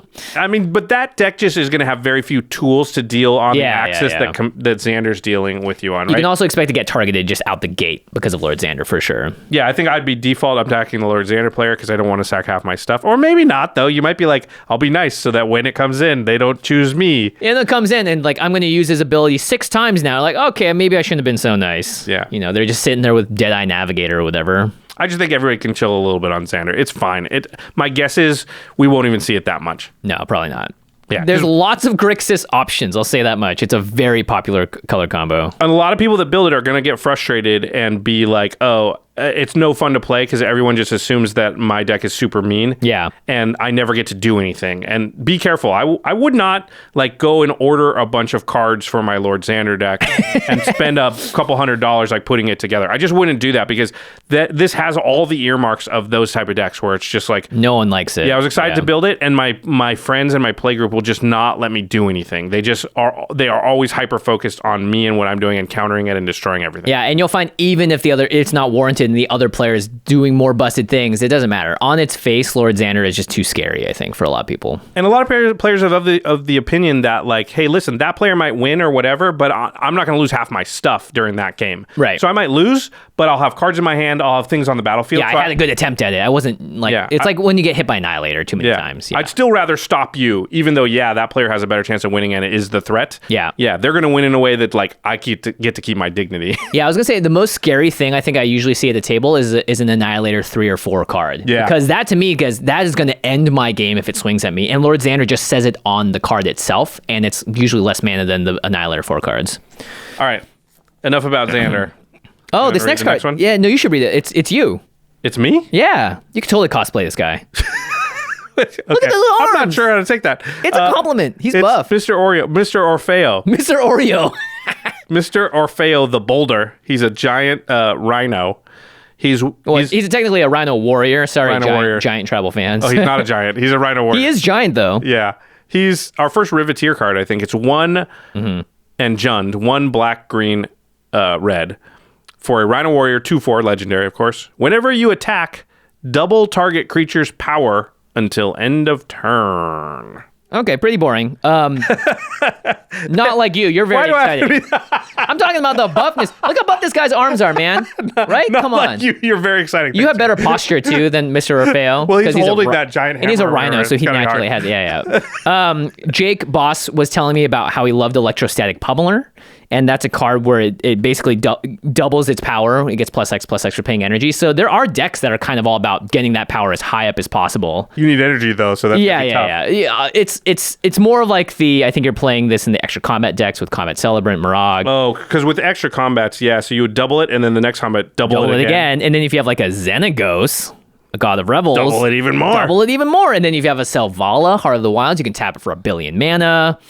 Greater Good is very good in this deck, I think. Draw 1 million cards. Return of the Wild Speaker, Rishkar's Expertise. Yeah, all the cards that draw cards based on the highest power of Great Henge, creatures. Galta, right? It's like big monster deck. And then you just fling it. Just fling that thing right at someone's face. This is the most you think. No wonder you're excited. Yeah, and you do like fling things. 48 damage to someone. That's pretty cool. Sure. Yeah. That's basically it, though. It's not, yeah, it's pretty straightforward, right? Make thing big. Yeah. That's it. Big good. Game fun. Fling. Massive damage. If you have to go to combat and swing. By the way, Orfeo can target another creature. So it's anytime any creature attacks on your side. So it doesn't need to be Orfeo attacking. It could be a 1/1 attacking, and then you choose your 6/6 over there to become a 12/12, and that doesn't need to be attacking. You just attack, and then you get the trigger to double something. Gotcha. Yeah. So it's a little more flexible than having Mr. Orfeo go into combat himself. I mean, he's a big runner. He'd probably be fine. Yeah, he'll be okay. He's just going to be a 4/4 though. That's who's gonna block a 4/4? That's dangerous. I think if you give creatures menace and trample, then that's a way to win with combat damage. Okay, next up we got Ognis, the Dragon's Lash. This is another one of those cards with a lot of different ways to cast it. It's Jund Riveteer though, so it's 1 and either red, green, red, black, or black, red, green. So you can cast it for only red mana. Yeah. I love that. So it's 4 mana total for a 3/3 Viashina Warrior with haste. Whenever a creature you control with haste attacks, create a tapped treasure token. Haste Tribal. Tapped treasure token. We'll talk about that in a second. I know why they did that on this card, right? Aggravated Assault. Ah, yes. Otherwise, you just instantly have infinite attacks. If you ever can attack with 5 creatures with haste. 5 tokens. Yeah. Which they finally cared about Aggravated Assault. They've been not caring when they design cards for years. And then this one was where they drew the line. Yep. All the other treasure cards, no. Amulet of Vigor. Obviously, very good in this deck. So your treasures are not tapped. Yep. Academy Manufacturer, you get 3 things every single time. Revel in Riches, maybe a way to win. Can we rewind real quick to Academy Manufacturer? We've already mentioned it like 2 or 3 times. We're gonna mention it 2 or 3 more times. I said this in the episode in the Modern Horizons set review. I was like, this card is gonna come up 1 billion times. But I would probably pick this card up now because it is just one of those cards. I think, in a year or 2, it's going to be very expensive. So yeah, there's also we're just mentioning it so much. Yeah, and again, we see that there are 1,000 treasure makers in this set, and they keep making clue and food token generators in other sets too. I want to be clear. I'm not saying it's going to go up in price because we're mentioning it. I'm saying we're mentioning it because it's good, and that's why it's going to go up in price because it's good. Yeah, kind of like when we talk about Jessica's Will. Yeah. Yeah. We didn't cause that to cost that much. It cost that much because the card's insane. Yeah. Anyway, okay, sorry. It's treasure time, baby. Sure. Treasure Crew. Zorn, double your treasure, double your fun. There's a new card called Jolene. Yep, the Plunder Queen. Which is from the Commander product that cares about treasures. And, we didn't mention a couple of things. Jinnie Fay. Jinnie Fay is the commander that Nessa Meow Meow is going to be playing on the next episode of Game Nights. That's right. And Jolene, I guess we should spoil it here because I don't know if we'll do that episode before. Yeah. Yeah, Jolene, you want to say it? Yeah, is the legendary creature that our good friend Ned Fulmer from the Try Guys is going to play on the episode. We got Ned to come in, and he built a pretty fun Jolene deck. Pretty cool deck, yeah. Yeah, plundering away. Jolene's basically Vi from... Yeah, I know, right? Yeah. From Arcane or from League of Legends. After the first episode when they steal all the stuff. Yeah. Except this is like a cool, But cares about treasures. There's also, where am I here on the thing? Old Gnawbone. Oh, Gnawbone, yeah. Probably goes in there. Otherwise, you just want to give creatures haste. So you got Barbarian Class, Anger, Urabrask, Swiftfoot Boots, Lightning Greaves, Rhythm of the Wild. One of the new cards. Editors. One of the cards that I really like is Invigorating Hot Spring. This card gives +1/+1 creatures and then gives them modified creatures have haste. So I like this card a lot. I think it's going to actually be pretty good. I think you probably don't want a ton of stuff that just gives all your creatures haste so much as you want most of the creatures in the deck to already have haste. Yeah. Because otherwise you're going to be a situation where I don't have a haste granter and all my creatures kind of suck with my commander. I'd rather just have them naturally have it. Yep. And then Corvold there's a card that we'll probably mention a couple more times. It cares about sacking things and making a bunch of treasures. So maybe you play Agnes in the deck. I don't know. You probably don't put Agnes in a Corvold deck because you don't have enough haste to make that worth it. Yeah. Do you put Corvold in an Agnes deck? Probably. You gotta make enough treasures to make that worth it. Corvold comes in and then it can sacrifice the tap treasure token too. Yeah, exactly. So, And then next turn, you're just like, oh, Corvold will come in. You already have some untapped treasure from the previous turn. yeah. So Corvold just represents a lot of card draw. Yeah, and then you got Mayhem Devil, Marionette Master, Scrap Trawler, Ikta-Kick, Keskit the Flesh Sculptor. These all care about sacrificing things. Artifactocrats, yeah. So Agnes is not that exciting, but I still think it's a pretty cool card, and especially because it says tap treasure token. Yeah, I wanted to talk about the tap treasure token thing. I tweeted about this recently. I think this is clever and a dial that they found because there's a couple of cards in this set that create treasure tokens tapped, and I had put out there that I think this is actually better designed than treasures were, and they should just errata all treasures to enter the battlefield tapped, which they're not going to do. But I think that would be great. Dockside would immediately become sort of fixed. Smothering Tithe, I think it's still, both those cards are still very good, yeah. And you probably still play them, but it makes it so they're not like as broken as they are. Dockside specifically, you just can't do the crazy Dockside recursion over that, and over again, that everybody does now. So I like this idea of tap treasure tokens. It's just too bad they came up with it so late. Yeah, and maybe it could be a rule 0 thing in your play group. Be like, hey, our house rule is treasure tokens enter the battlefield tapped. But good luck convincing your play group to do that. Yeah. We have been saying this for a while, but treasure tokens are just, especially if you compare them, especially to the other power level of the other two big tokens, which is the clue and the food tokens. It's in a league of its own. Yeah, it's 2 leagues above. Yeah, 3 even. I mean, clue's 2 mana to draw 1 card on. Yeah. Food, get some life. Treasure tokens, whoo-hoo. So good. So good. Yeah, and a lot in this set. So I hope they go towards this from now on, the tap treasure token. Yeah. Maybe you can't fix the old stuff if you're unwilling to do the errata change, but it'd be nice if, moving forward, they thought about this more to sort of make them more in line because they're just a little too powerful right now. Yeah, and it's tied to the fact that artifacts don't have summoning sickness. So that's a reason. If it was like something else that you can't tap it the turn it comes in, it doesn't even come in tapped, then that could fix it a lot too. But one thing I'll say in favor of the errata, again, which I do not think they're going to do, because treasures are so ubiquitous and happen in every set, it would be fairly simple for them to just print treasure tokens that say, treasures enter the battlefield tapped, and those to slowly just become like take over the, to saturate the market where most people know that that's what exists because that's what it says on all current treasure tokens. Yeah. Good luck. It's never going to happen. Yeah. All right. Next up, we got Queza, Augur of Agonies. This is our first Obscura card, I believe. Yes. Yeah. No, yeah, Obscura. Yeah. 1 and a white, a blue, and a black for a 3/4 legendary creature, Cephalid Advisor. Whenever you draw a card, target opponent loses 1 life, and you gain 1 life. It's kind of an inverse Nekusar. Oh, yeah. Because Nekusar deals damage to opponents when they draw, and this deals damage to opponents when you draw. You draw, yeah. Yeah, and you gain life when you do this. So I think there's a lot of similarities between Nekusar and this that we're going to talk about. The first thing, though, is everybody's talking about when they saw this card is a 2-card combo with Drogskull Reaver, which is 5 white-blue for a spirit. 3/5 has flying, double strike, and lifelink, but it says whenever you gain life, draw a card. Not a May ability. Yeah, so what you'll do is draw a card, and then Queza will trigger and say, all your opponents lose a life, and you... Target opponent. Oh, sorry. Oh, yeah. Target opponent's important. Target opponent loses a life, and you gain a life. You gain a life. Drogskull Reaver. Draw a card. Target opponent loses a life, and you gain a life.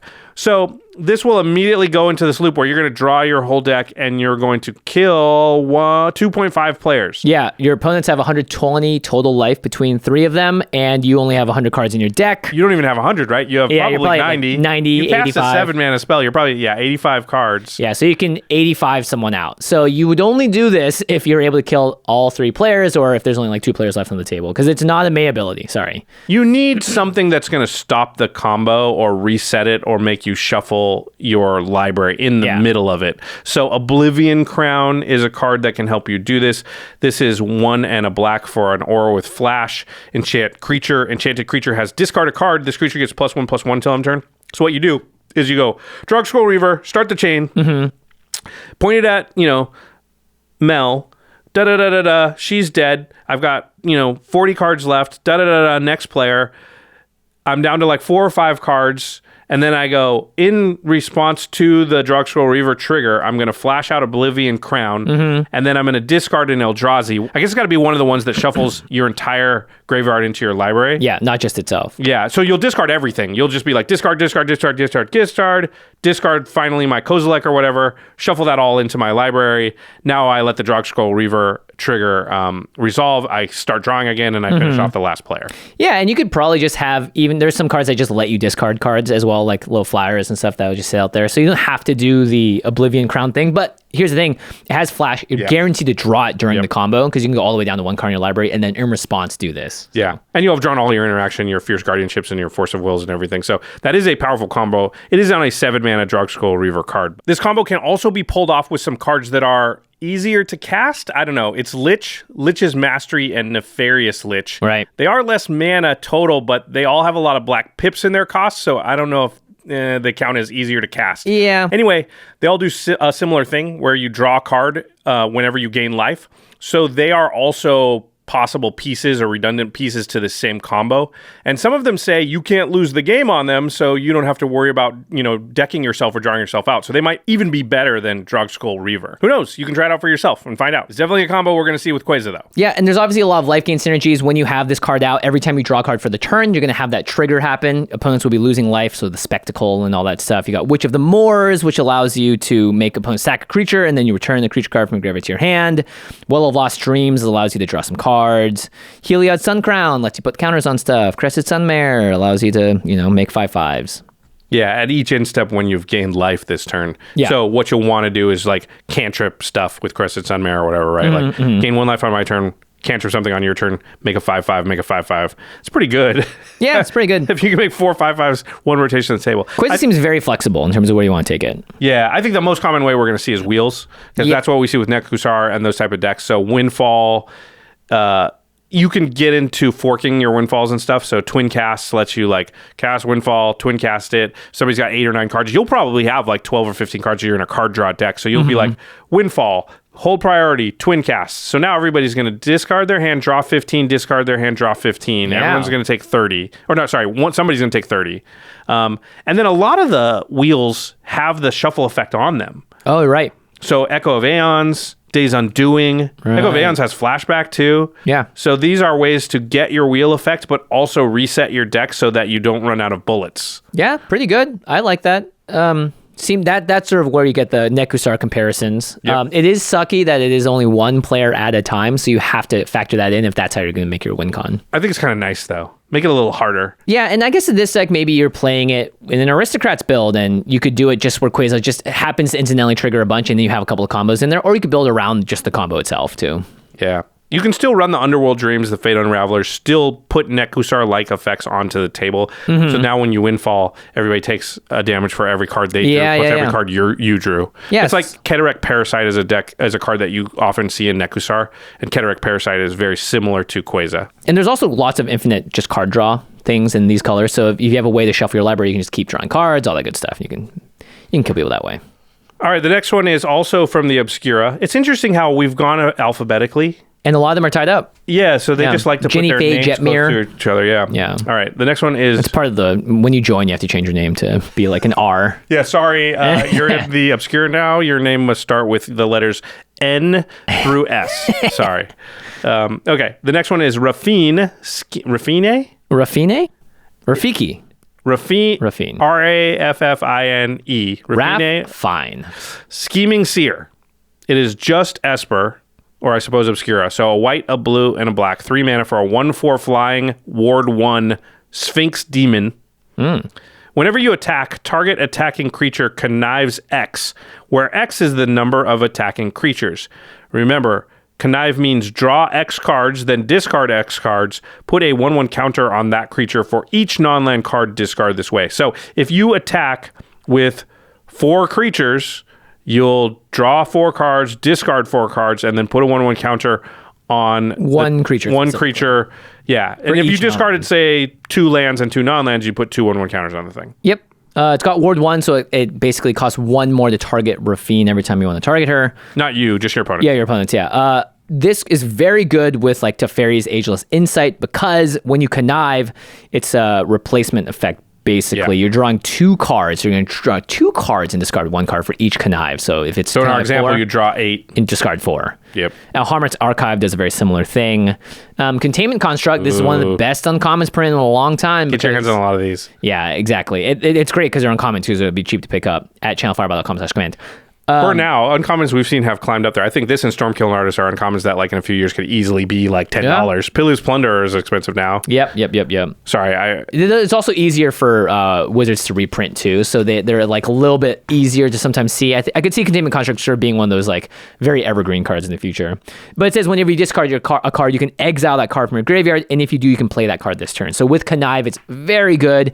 Discard, draw 2 cards, discard 2 lands, play one of the lands out of your grave from exile, all that good stuff. Yeah, we should say conniving is basically looting. It's just looting with the ability to put 1/1 counters on stuff depending on what you discarded. So we might refer to it as looting. Yeah. Just, that's just magic parlance. If you're discarding a lot as well, you have the Archfiend of Ifnir, which is basically a board wipe in this kind of deck. You attack with everything, and then you're discarding a bunch, and then your opponents have no creatures to block with, so you can attack safely. Archfiend of Ifnir says, whenever you cycle or discard another card, put a 1/1 counter on each creature. Or sorry, a -1/-1 counter on each creature your opponents control. Yeah, pretty good. Yeah. So yeah, with connive like 4. And that'll happen on attack, huh? Mm-hmm. So it'll be before blocks and everything. Yep, Yeah, so that's pretty brutal. Wipe their board, yeah. And your creature's attacking because you want to swing with a lot of creatures. So then you're playing, cards that make you go wide, obviously. So like Alayla seems pretty good in these colors. Whenever you cast an artifact or enchantment spell, you get a 1/1. Yeah, this is going to be a difficult deck to balance. Adeline is another one that just makes a lot of tokens. Drake Haven is one that's kind of like Archfiend of Ifnir. It says whenever you cycle or discard a card, you may pay 1 if you do create a 2/2 blue Drake creature token with flying. So if in that example where you're like, attack with 4 things, draw 4, discard 4, pay 4 mana, make 4 2/2s. And even if you block the things now, I have the creatures loaded up to do that again next turn. And you're probably not blocking all of them. And also I put counters on some of them. Yeah, seems pretty good. So the go wide part, you want it to work in with the looting part. Yeah, and then you also have Madness cards as well that work well because you're discarding, so you can cast Call to the Netherworld to bring a creature card back to your graveyard to your hand. All that good stuff. Madness is... I think new players don't understand how good Madness is. You were going to discard a card. You're going to lose that card. Instead, you cast that card. So that was like you drew an extra card. So if you looted once, connived once, connive 1, I attack with 1 creature, I draw a card, I discard a card, I discard a Madness card, cast it, I really just drew a card. It took away the discarding part. Yeah, that's why Call to the Netherworld is so good, is because it causes 0 to Madness it out. So you're just getting free value there. Yeah, and then I also think you can sort of lean into the fact that you're card drawing and try and make that be what makes you the token. So there are certain cards that kind of give you tokens for either discarding or drawing cards. Bone Miser is another one for when you discard, you can make 2/2s. But there's a Min Wily Illusionist. This is a card I really like lately. Whenever you draw your second card each turn, create a 1/1 blue illusion creature token with... This creature gets +1/+0 for each other illusion you control. And then also says, whenever an illusion you control dies, you may put a permanent card with mana value less than or equal to that creature's power from your hand to the battlefield. Could be a land.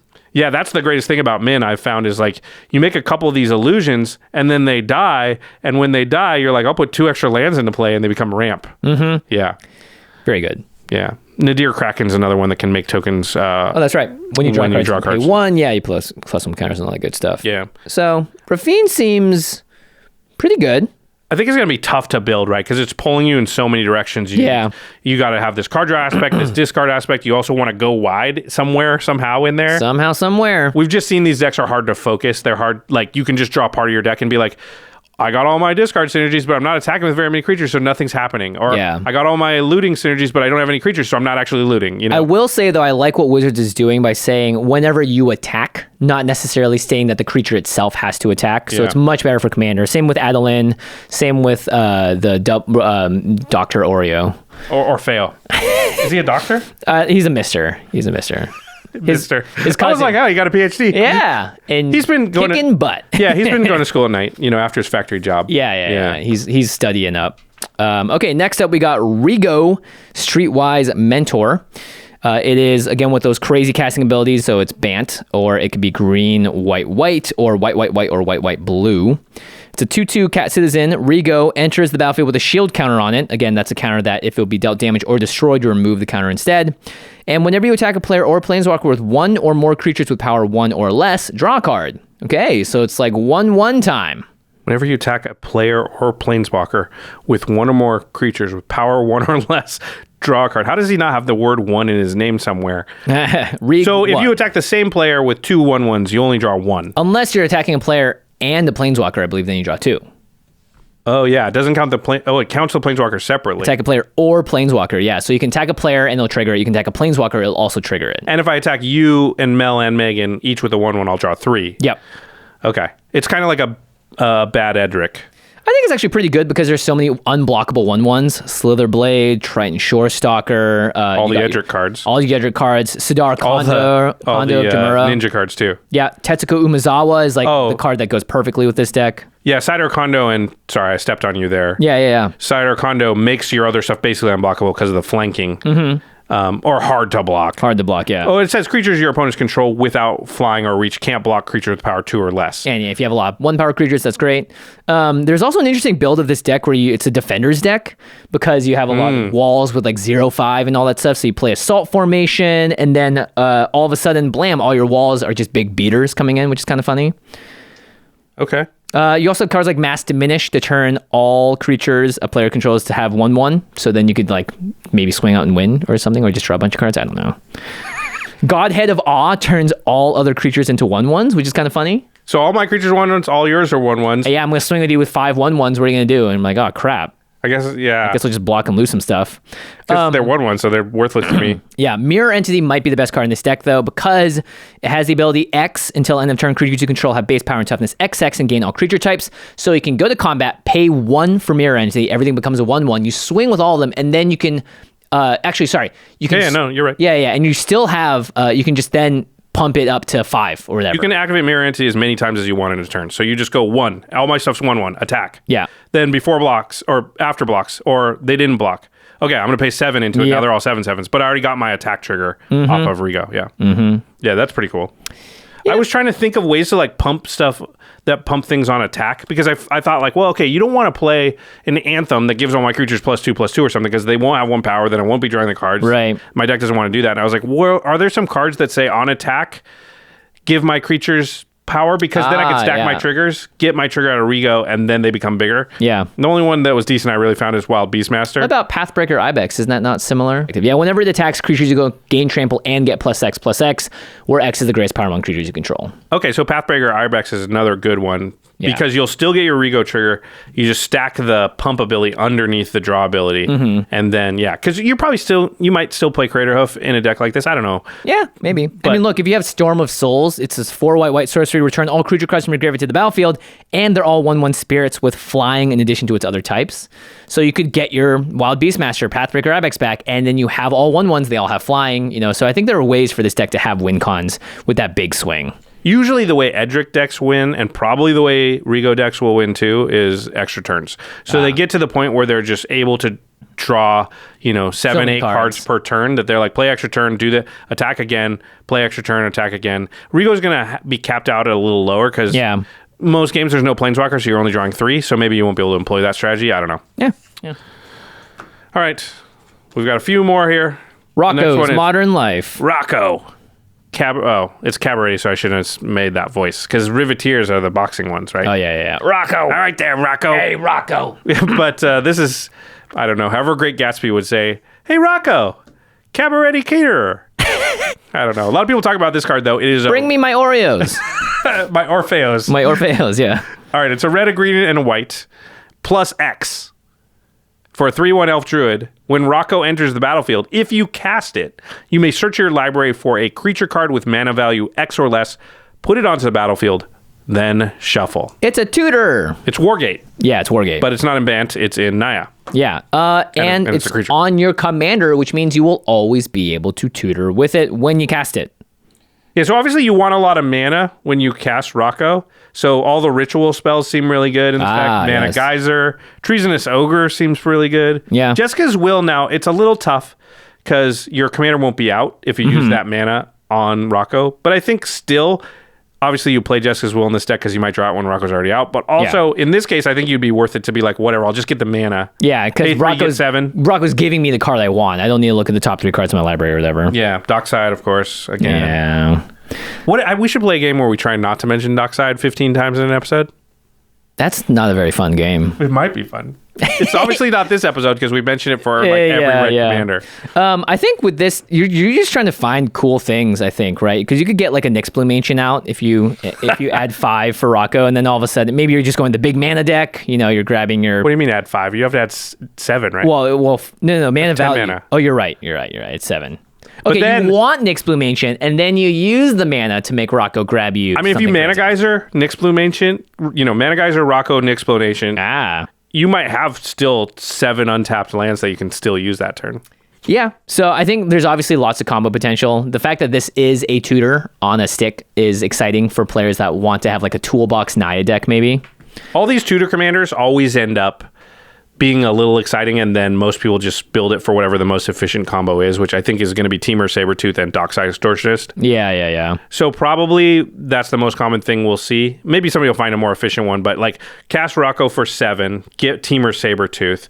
Next turn, bounce Rocco back to my hand with Temur Sabertooth, recast it for Dockside. Yeah. Dockside gives me the mana to bounce Dockside and replay Recast it, get everything out, yeah. And then I just have infinite mana there, and now I can start bouncing Rocco, and as soon as I have infinite mana and I can bounce Rocco, I can play every creature out of my deck. Yeah, there you go. You also have like Cloudstone Curio to bounce Rocco back to your hand, Sanctum of Eternity, Wirewood Symbiote, lots of different ways to get all of that value. You can also like search up your Kiki Jiki combo with Rocco, right? You're in Naya. So. Heliod. Yeah, the Heliod, I actually think this, if you don't go the super combo-y degenerate route, this could be fun as a stand-in for a secret commander deck. So there's a lot of people out there, and I do this sometimes, who want to build a deck around a strategy that isn't a legendary creature, and sometimes isn't even a creature. Mm-hmm. And Rocco could really be a home or a way to sort of be able to make those decks viable. Because think about this, you could build a Sunforger deck with Rocco, right? Because what you're saying is on turn 5, I'm going to cast Rocco and find Stoneforge Mystic every time. To get Sunforger. It's going to find Stoneforger. And now I can reliably get Stoneforger every game. I can build my entire deck around it. Yeah. Or maybe I want to build around a specific enchantment. Well, I'm going to Rocco for Academy Rector. And that, or any Planeswalker with Arena Rector. Mm-hmm. You love Shaman of the Forgotten Ways as a Jimmy card. Well, this is a way that you could build a deck around Shaman of the Forgotten Ways and say, well, I'm playing Rocco as my commander because that just guarantees I can find my Shaman of the Forgotten Ways and I can build my entire deck around it now. Okay, I like that. Yeah, it's Naya, so you have red, green, and white to work from in terms of what you want to build out. And that could be fun. Yeah, you just have to sit down and be like, hey, listen, I'm not going to combo off with this thing, Yeah, it's can't just wait until you see what I pull out of my deck. Yeah. It's Shaman of the Forgotten Ways. I promise no Dockside and Temur Sabertooth are in here. You probably still want Temur Sabertooth. I was going to say, you definitely still want to play Temur Sabertooth. Yeah, but just if you have both of those, it's going to be hard not to just do that every time, right? Yeah. All right. Okay. We got 3 left. Toluz, Clever Conductor. Oh, I man, want to play a commander that says to lose. I want to win. I want to play to win, Clever Conductor. That's Toulouse's cousin. They don't talk anymore. So this again has that crazy mana. You can play it for white, blue, black, or blue, blue, blue, or blue, blue, white, or blue, blue, black. 3 mana. 3 mana, 3/1 human rogue. Whenever Toluz, that is a bummer of a name. Whenever Toluz enters the battlefield, it connives. So this is just connive 1. You draw a card, discard a card, and if you discard a non-land, you can put the +1/+1 counter on Toluz to try and win. On any creature, right? No, on this creature. Oh. It connives, yeah. Gotcha. Whenever you discard 1 or more cards, exile them from your graveyard, and when Toluz dies, put the exiled cards with it into its owner's hand. So it's bag of holding on a creature. Yeah. This is interesting because I don't think this is a great commander. And do you play this in the deck because it's kind of hard to cast? Well, if you have a lot of blue, it makes it a little easier. I would be pretty blue if I Toluzed all the time. I'm blue. Yeah. There's obviously... You're going to play a lot of discard in this deck because it says whenever you discard 1 or more cards, exile them from your graveyard. It doesn't care if that's from the conniving. Yeah. So you're going to play other cards that let you discard for some kind of value because eventually you're going to sacrifice Toluz and get all those cards back into your hand. Yeah. So, you're probably playing Madness cards again. And there's some great ones. I had a bunch of Madness cards in my Shorokai deck. Yeah, because when you discard it, you can actually cast it before it gets exiled by Toluz's ability. Yeah, exactly. So Frantic Purification, Just the Wind is way better than most people think because you're discarding it, getting unsummoned for free. Yep. Obsessive Search is just a draw card madness, so probably some madness sprinkled in here. Yeah, and then I think you're just trying to loot all the time or to find ways to discard, so the Teferi Master of Time that allows you to loot once on everyone's turn seems pretty good with Toluz. Remember how we thought that card was going to be so good? And it is good. Yeah. Teferi, I mean. But, man, the 4-mana slot's just so crowded that, yeah, it is hard to fit in. Well, it's like play 4 mana and you're going to draw discard 3 times? You're probably going to draw discard, phase something out, and then draw discard again if it's still alive. But at that same time, at that point, there are a lot of other cards that are just, I think, on their face more powerful. You know, it's crazy to me though. It still looks really powerful, but turned out to be like fine. Yeah, you're also playing interesting cards like Wistful Thinking. I think it's target player draws 2 cards and discard 4 cards because know you're going to get them back with Toluz, right? Yep. Read the Bones, draw X cards. For each card drawn this way, discard a card unless you sacrifice a permanent, so it's X in the blue. Yep. So again, you're just drawing a bunch, discarding it, knowing that you're going to kill Toluz some way or do the thing, right? Abnormal Endurance, Kai's Ghost Form, bring it back, draw all those cards into your hand.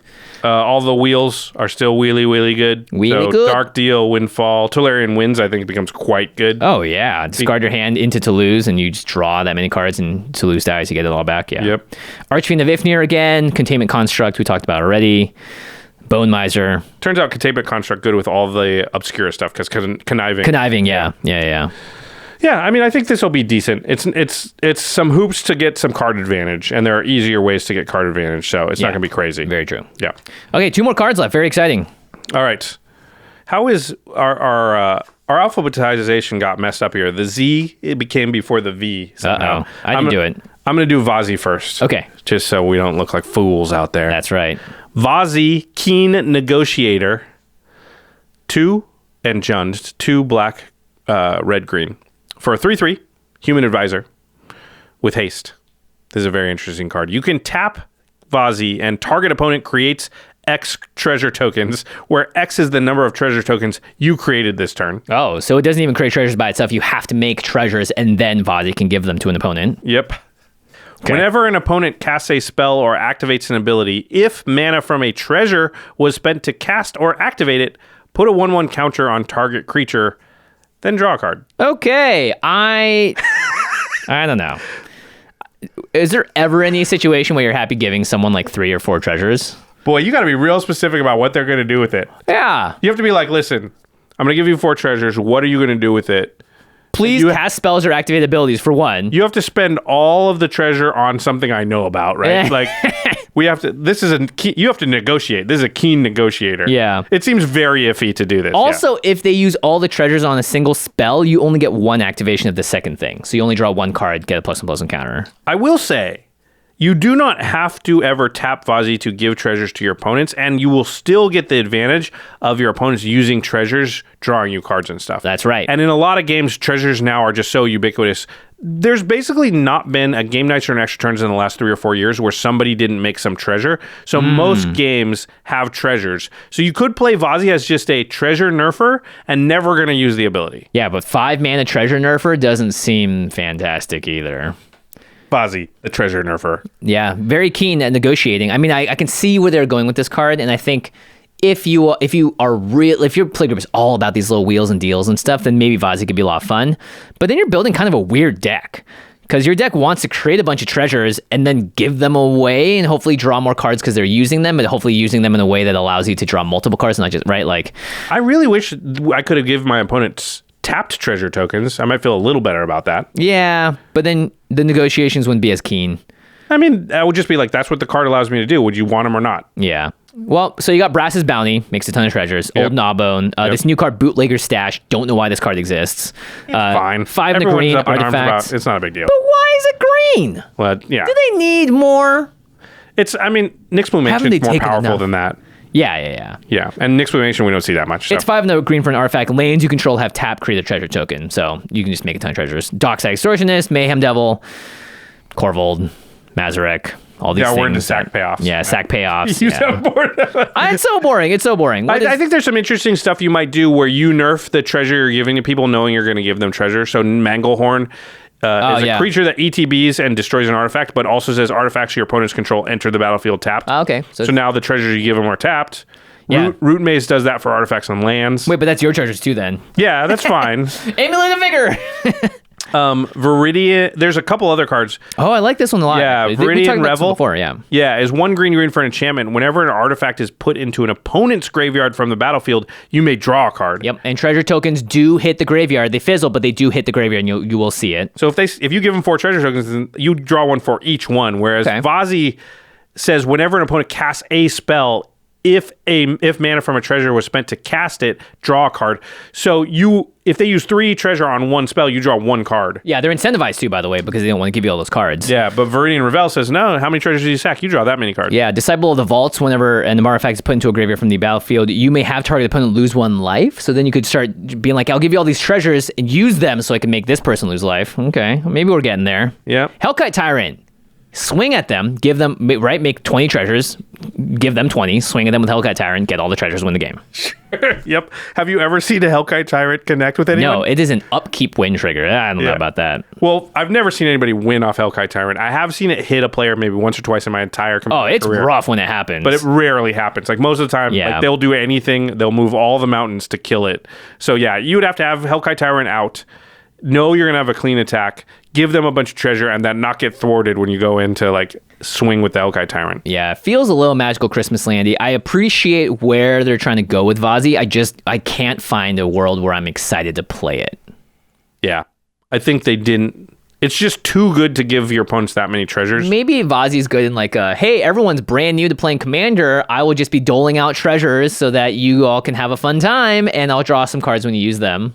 Sure. I don't know. It's like Uncle Josh coming to play with his, like, hey kids, you want some treasures? I don't think Uncle Josh is going to be doing that exactly. I don't want to teach my kids the wrong thing about the world, or my nieces and nephews. Yeah, right? yeah. This is not normally how it is. You're going to have opponents that are going to, try and win. I might play one of my, my not super powerful decks. Okay. But I'm not going to just like enable you guys to cast spells and stuff. But please, in the comments, let us know if you have a way to play Vazi that we did not sense. It's going to be a challenge. Some people are going to try to build it. And the people at their playgroups where they're like, hey, my decks are way more powerful. They always kill me first or whatever. Maybe try build a Vazi deck. That might be an answer to that. Yeah.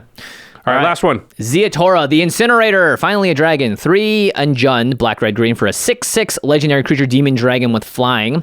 At the beginning of your end step, you may sacrifice another creature. When you do, Ziatora deals damage equal to that creature's power to any target, and you create 3 treasure tokens so that you can then tap Vazi and give them to someone, or give them 3. So many treasure tokens in set. So, okay, this flings a creature at your end step, any target, and then you get to create 3 treasure tokens. So You should be excited. This is a fling. It is a fling deck. And you do get to make treasures out of it. I think it is kind of fun. I don't really love the sort of Mayhem Devil sack do damage type of decks, but it is definitely more interesting to me than the Corvold deck. Yeah, that's true. Probably not as good either because it's not even close to as cards good. and you're only sacrificing one thing. And it's happening, on your end step, and you have to cast Ziatora first, and you're losing a creature to do so. It's not when you sacrifice anything. Yeah, so I think maybe you're building it with Kakusho. Maybe you're building the Butcher of Malakir deck and making everyone hate you, because you're just sacking things and everyone's sacking stuff and you're throwing stuff around. Making 3 treasures is pretty cool though. You get to, at least you get to make more mana back. Ziatora kind of costs 3 mana the turn you cast them. Mm-hmm. We've got Fire Emancipation written down. Yeah, you're doing 3 times as much damage.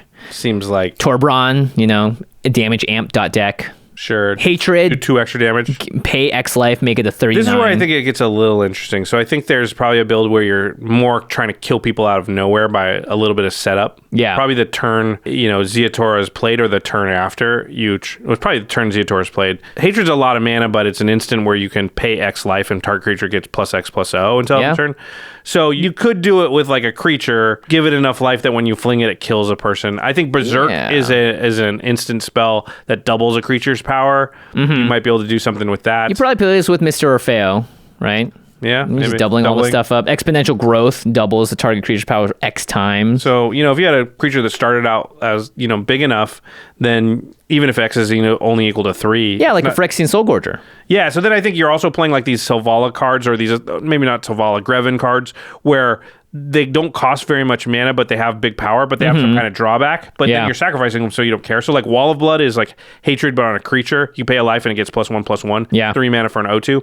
So you can always be like, okay, pay 20 life into this thing, fling it at you. Yeah, fling it, double it, whatever it is. Yeah, Xenagos, all that stuff. Phyrexian Soul Gorger is a 3 mana 8/8, but as cumulative upkeep of sacrifice a creature. Yeah. But that one you go, okay, yeah, now I'm going to exponential growth it 3 times. It's going to go to 16, 32, 64, fling it. Rotting Register is another one, 3 mana 7/6. Tainted Strike goes on Ziatora because Ziatora is the one dealing the damage. You could do that creature's power, so you could maybe have Ziatora just kill someone with Infect. Yeah, I think Infect is probably the way to go for this out of nowhere deck, where Tainted Strike would also maybe work on, your creature if you're going to swing with it. Yeah. So you might be able to be like, okay, make Kill this 2 creature. people? Yeah, exactly. Yeah. Grafted Exoskeleton goes on Ziatora. You might be able to be kind of explosive, take out 1 or 2 players in a turn somewhere in there. I think I'd rather just, instead of playing Ziatora as the commander, I think I'd actually want to play Mr. Orfeo instead. And Probably focus, better. Yeah. Because that's a doubler, right? Yeah, it's a little cheaper to cast. But you do have to punch through a little harder, whereas Ziatora gives you the ability to throw that creature at people. Yeah. I don't know. Yeah. It's fun. There's a deck in there somewhere. Yeah, Jund Sacrifice is kind of a known thing, so there's going to be a lot of pieces we've seen before, but it might do some stuff. It's not particularly exciting, I don't think. Okay. All right, that's going to do it for all the multicolored commanders. At the end of this, we always ask the same 2 questions, so let's go over what we think are the most powerful new multicolored commander is. I know what mine is. Do you know yours, Jimmy? Yes, I do. Let's do the thing. We'll count down. We'll say it at the same time. 3, 2, 1. Evelyn. Rocco. Oh, Evelyn.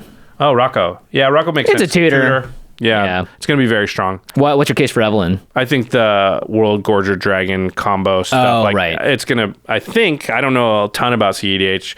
I've been learning a little more recently, but I think it's going to catapult that a little. Has the ability to, yeah. Yeah, it's going to be quite strong, that mean version of the deck. And then this one's more fun, which is our personal favorite new multicolored commander. This is the one that we're drawn to ourselves. Yep. Usually not, doesn't Not necessarily all have to do with power. Yeah. It's either Mr. Oreo for me or Lagrella.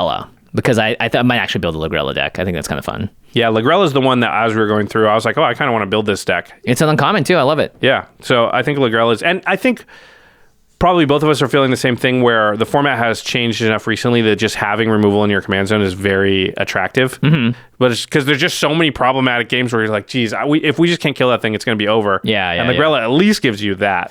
Yeah, I do think that there were a lot of interesting multicolored commanders here. And when we talk about the ones from the commander set, there's some really interesting ones there too. So I do think the design is actually pretty good overall. So I like what's happening, minus how many treasures we're making.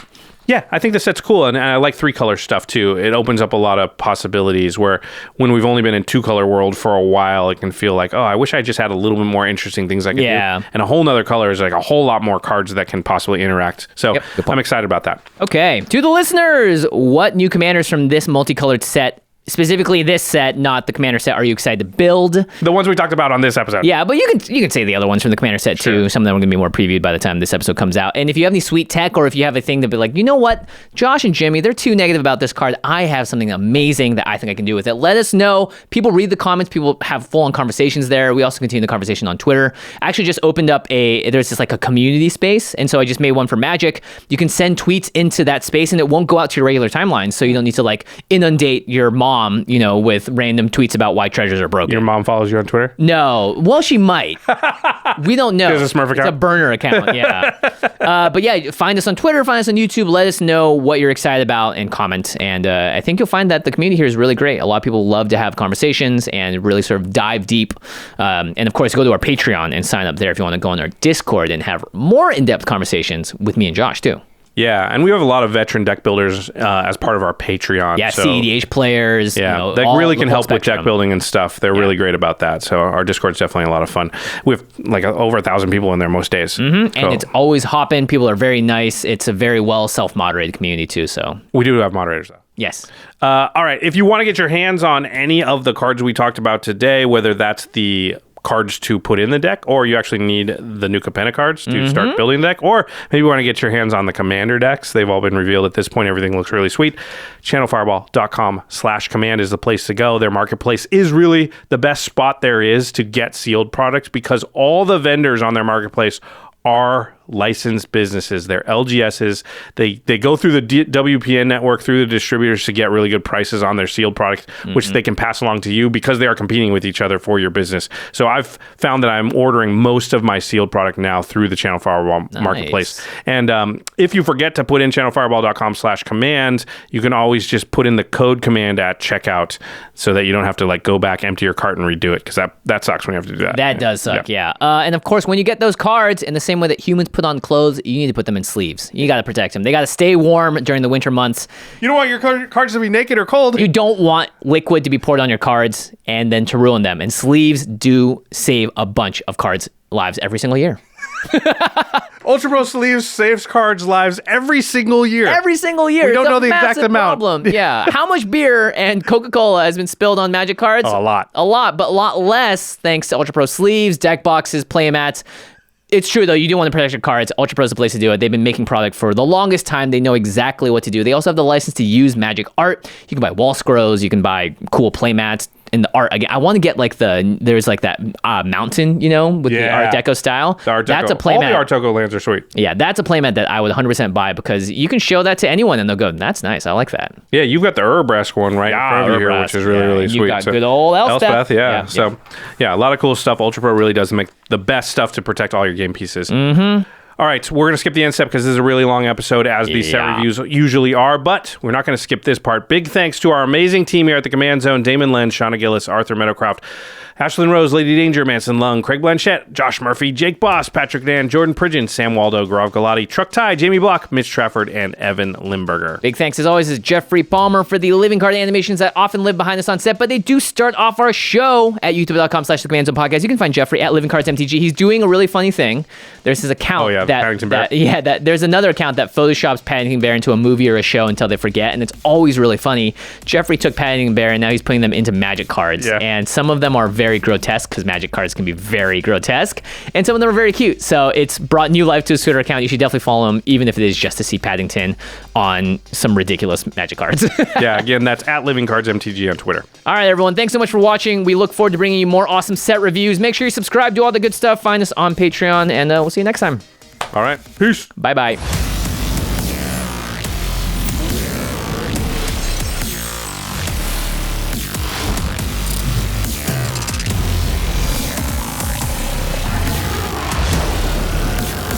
Thank you for your attention.